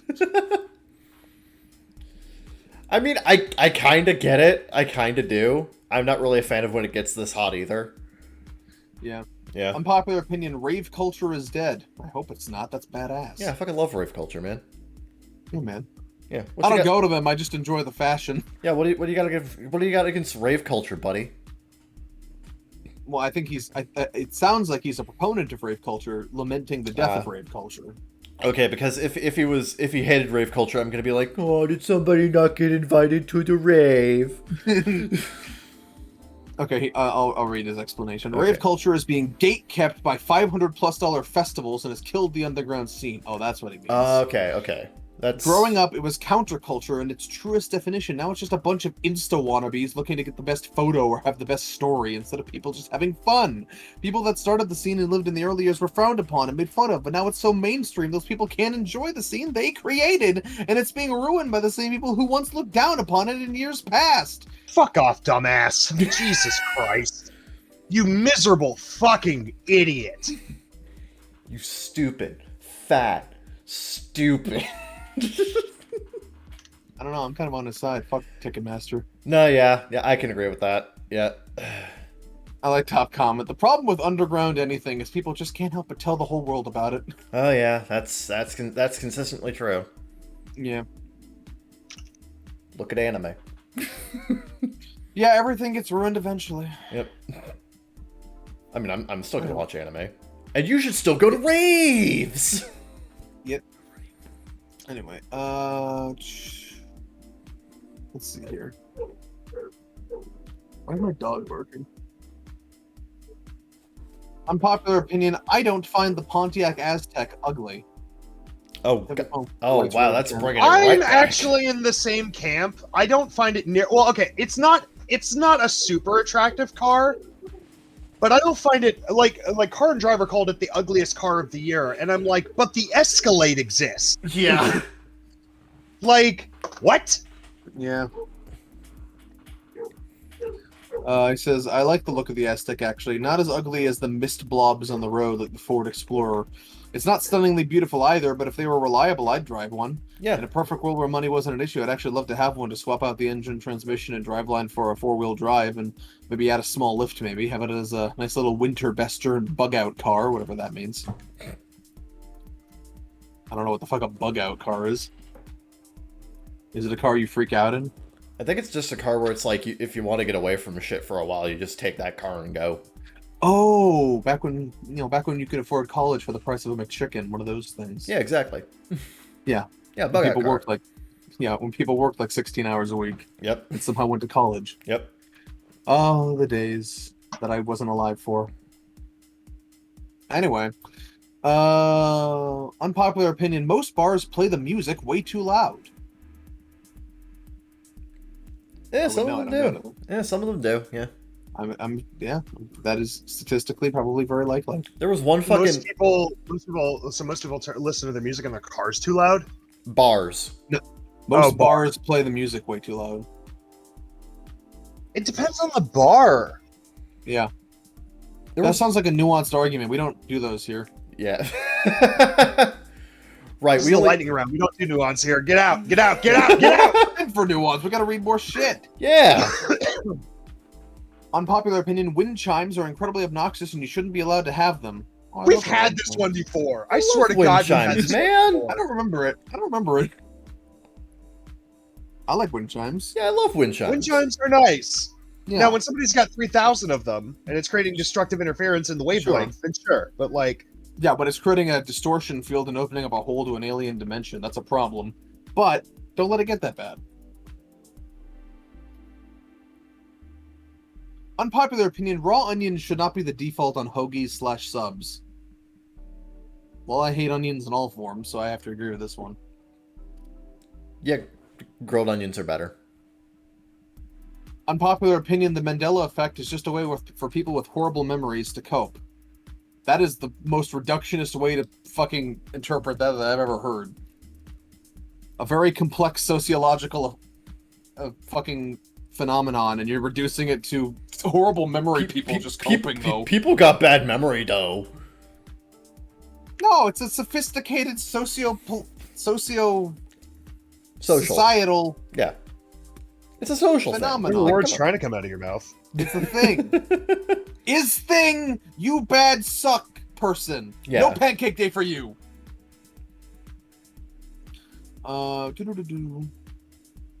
Unpopular opinion, more comic book movies should be edited like Scott Pilgrim versus the World. Funny you say that. They were going to get Edgar Wright to do the Ant-Man, and then he didn't. They So, they should have Mr. let Chance. him do Ant-Man. Missed chance. Unpopular opinion, Ringo Starr looks old, not young. Well, now I gotta look up a new picture of Ringo Starr. Okay, hold on. Yeah. Ringo Starr, current photo. What is this photo from? I just searched Ringo Starr Okay, 2023. he looks amazing for an 82-year-old. He does look really good. He doesn't look a day over 60. No, here, I don't know if you're looking. I'm just looking at the picture on Wikipedia from 2019. Yeah. No, he looks fantastic for 82. Are you insane? Yeah, I searched Ringo Starr 2023 and got like a promotional image for his spring 2023 tour. Yeah, he looks great, man. Yeah, no, like, dude, like, you could confuse, dude, this guy, you could confuse him for being late 30s. That is amazing for 82. Yeah, he looks really good. Yeah, no, he's not young in the sense that, no, he's not going to blend in a high school or Yeah. whatever, but he looks very young for his age. Oh, yeah, absolutely. This guy's just flat out wrong. Yeah. Anyway. Okay, I need to hear the argument for this one. Okay. No, I don't. No. Never mind. Unpopular opinion, digital clock should go back to being red. Yes. Yes. It is aesthetic. Also made of wood. Look, Do it. look, we've been over this. Black and red is peak aesthetic. That's just a Yeah, fact. The classic fucking Atari 2600 looking ass red digital clock is Yes. the most iconic clock. Yes. Now I want one. Oh, God. Now I want one. I have to look into that later. Yeah. Anyway. Just randomly drop $20 on a digital clock. Yeah.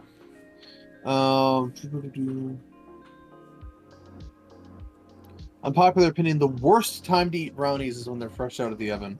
I agree. I agree. You gotta wait at least... You gotta let them some bitches settle. Yeah, wait like a good half an hour and then eat them. Yeah. Yeah. Most confectionaries are like meat. Yeah. You gotta let them settle. Yeah, just wait until like they're just a bit warm and then you can eat them. It's perfect. Yeah. Well, perfect is if they get cool and you put them in the freezer for a little bit. But you don't understand that because you don't understand the cookie thing because you're an idiot. No, I understand that too. You the other day begs to differ. The other day called it once it's Kevin back. The other day can have their Kevin. I am a new man now. Unpopular opinion, having a random muscle twitch on your body for a while is fun. Yeah, No. for like a few seconds. For like a few seconds, and then I'm like, it's like, oh, ooh, it's like, ooh, that's an unusual sensation. But if it happens for more than a minute, I start getting concerned. Yeah, it literally is just like, oh, that's happening. And it's still happening. That's interesting. I'm having a seizure now. Yeah, it's like, that's interesting. That's I'm in danger. That's annoying. And now that's just making me upset. Okay, I need to just stop that. Let's see here. Unpopular opinion, ultra high def TVs make everything look like reality TV. Turn off your motion Turn off your smoothing. motion smoothing, dumb fuck. Yeah. Ew. Oh my god. Very simple. Oh my god. I don't even have to read this post. I already know what's wrong. Yeah, that's what the comments are going to be. Turn off motion smoothing. Turn off motion smoothing. Turn off motion smoothing. That's all it is. Anybody who complains like, oh, it makes it look like reality TV or soap opera, it's because they have motion smoothing on. Turn it off. There, problem solved. Yep. Ugh. Yeah, motion smoothing just makes everything look fucking terrible.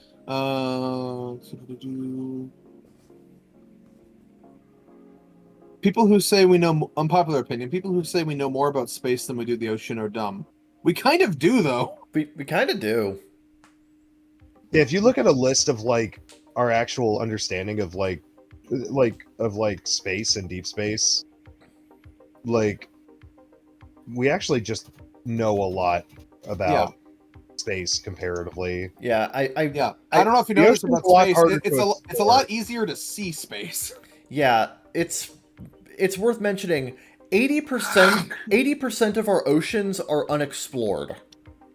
Yeah. So, yeah, we fundamentally do know more about space than we do the ocean. Yeah, we've seen way more space than we have ocean. Oh yeah. Oh yeah. And that's just because it's much easier to observe. Oh yeah. It's like, look, Yeah, there were some guys that like tried recently to understand more about the ocean. Didn't go well. It didn't go well.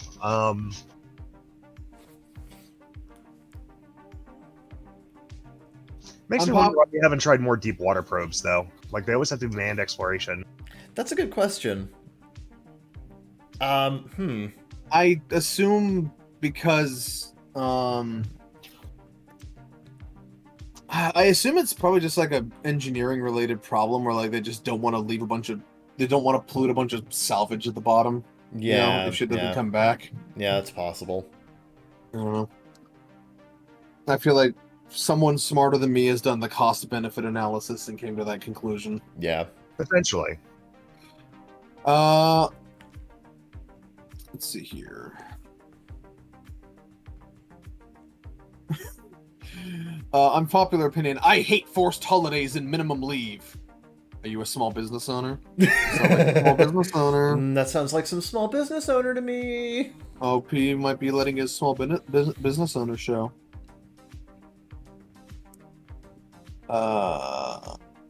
Unpopular opinion. Sprinkles are disgusting. They're called Jimmy's.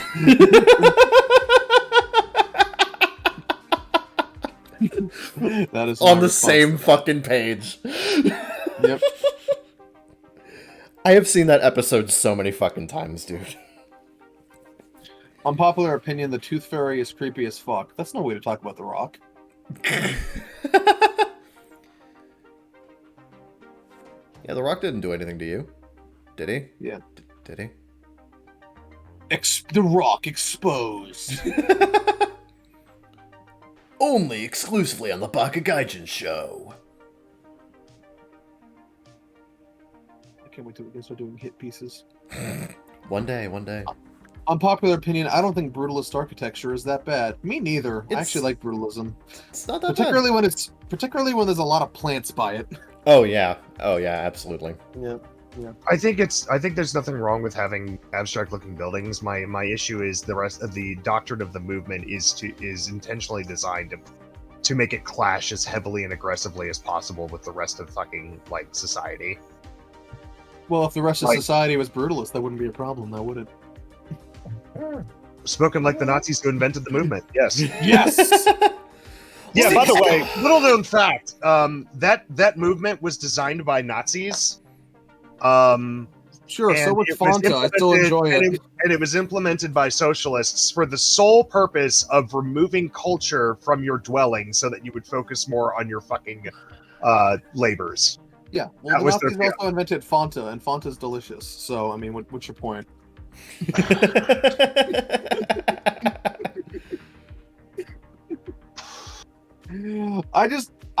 like it I like it aesthetically, especially when it's I don't mind it when it's part of a more modern part of the town. Like I said, my issue is just when like they do what the UK did for a while, or France did, where they just stuck some deformed brutalist structure in the middle of a historic modernist part of town. Sure, but is that brutalism's fault? Because no, that is literally the theology behind brutalism. Well, I understand that, but destroy the property value of your area.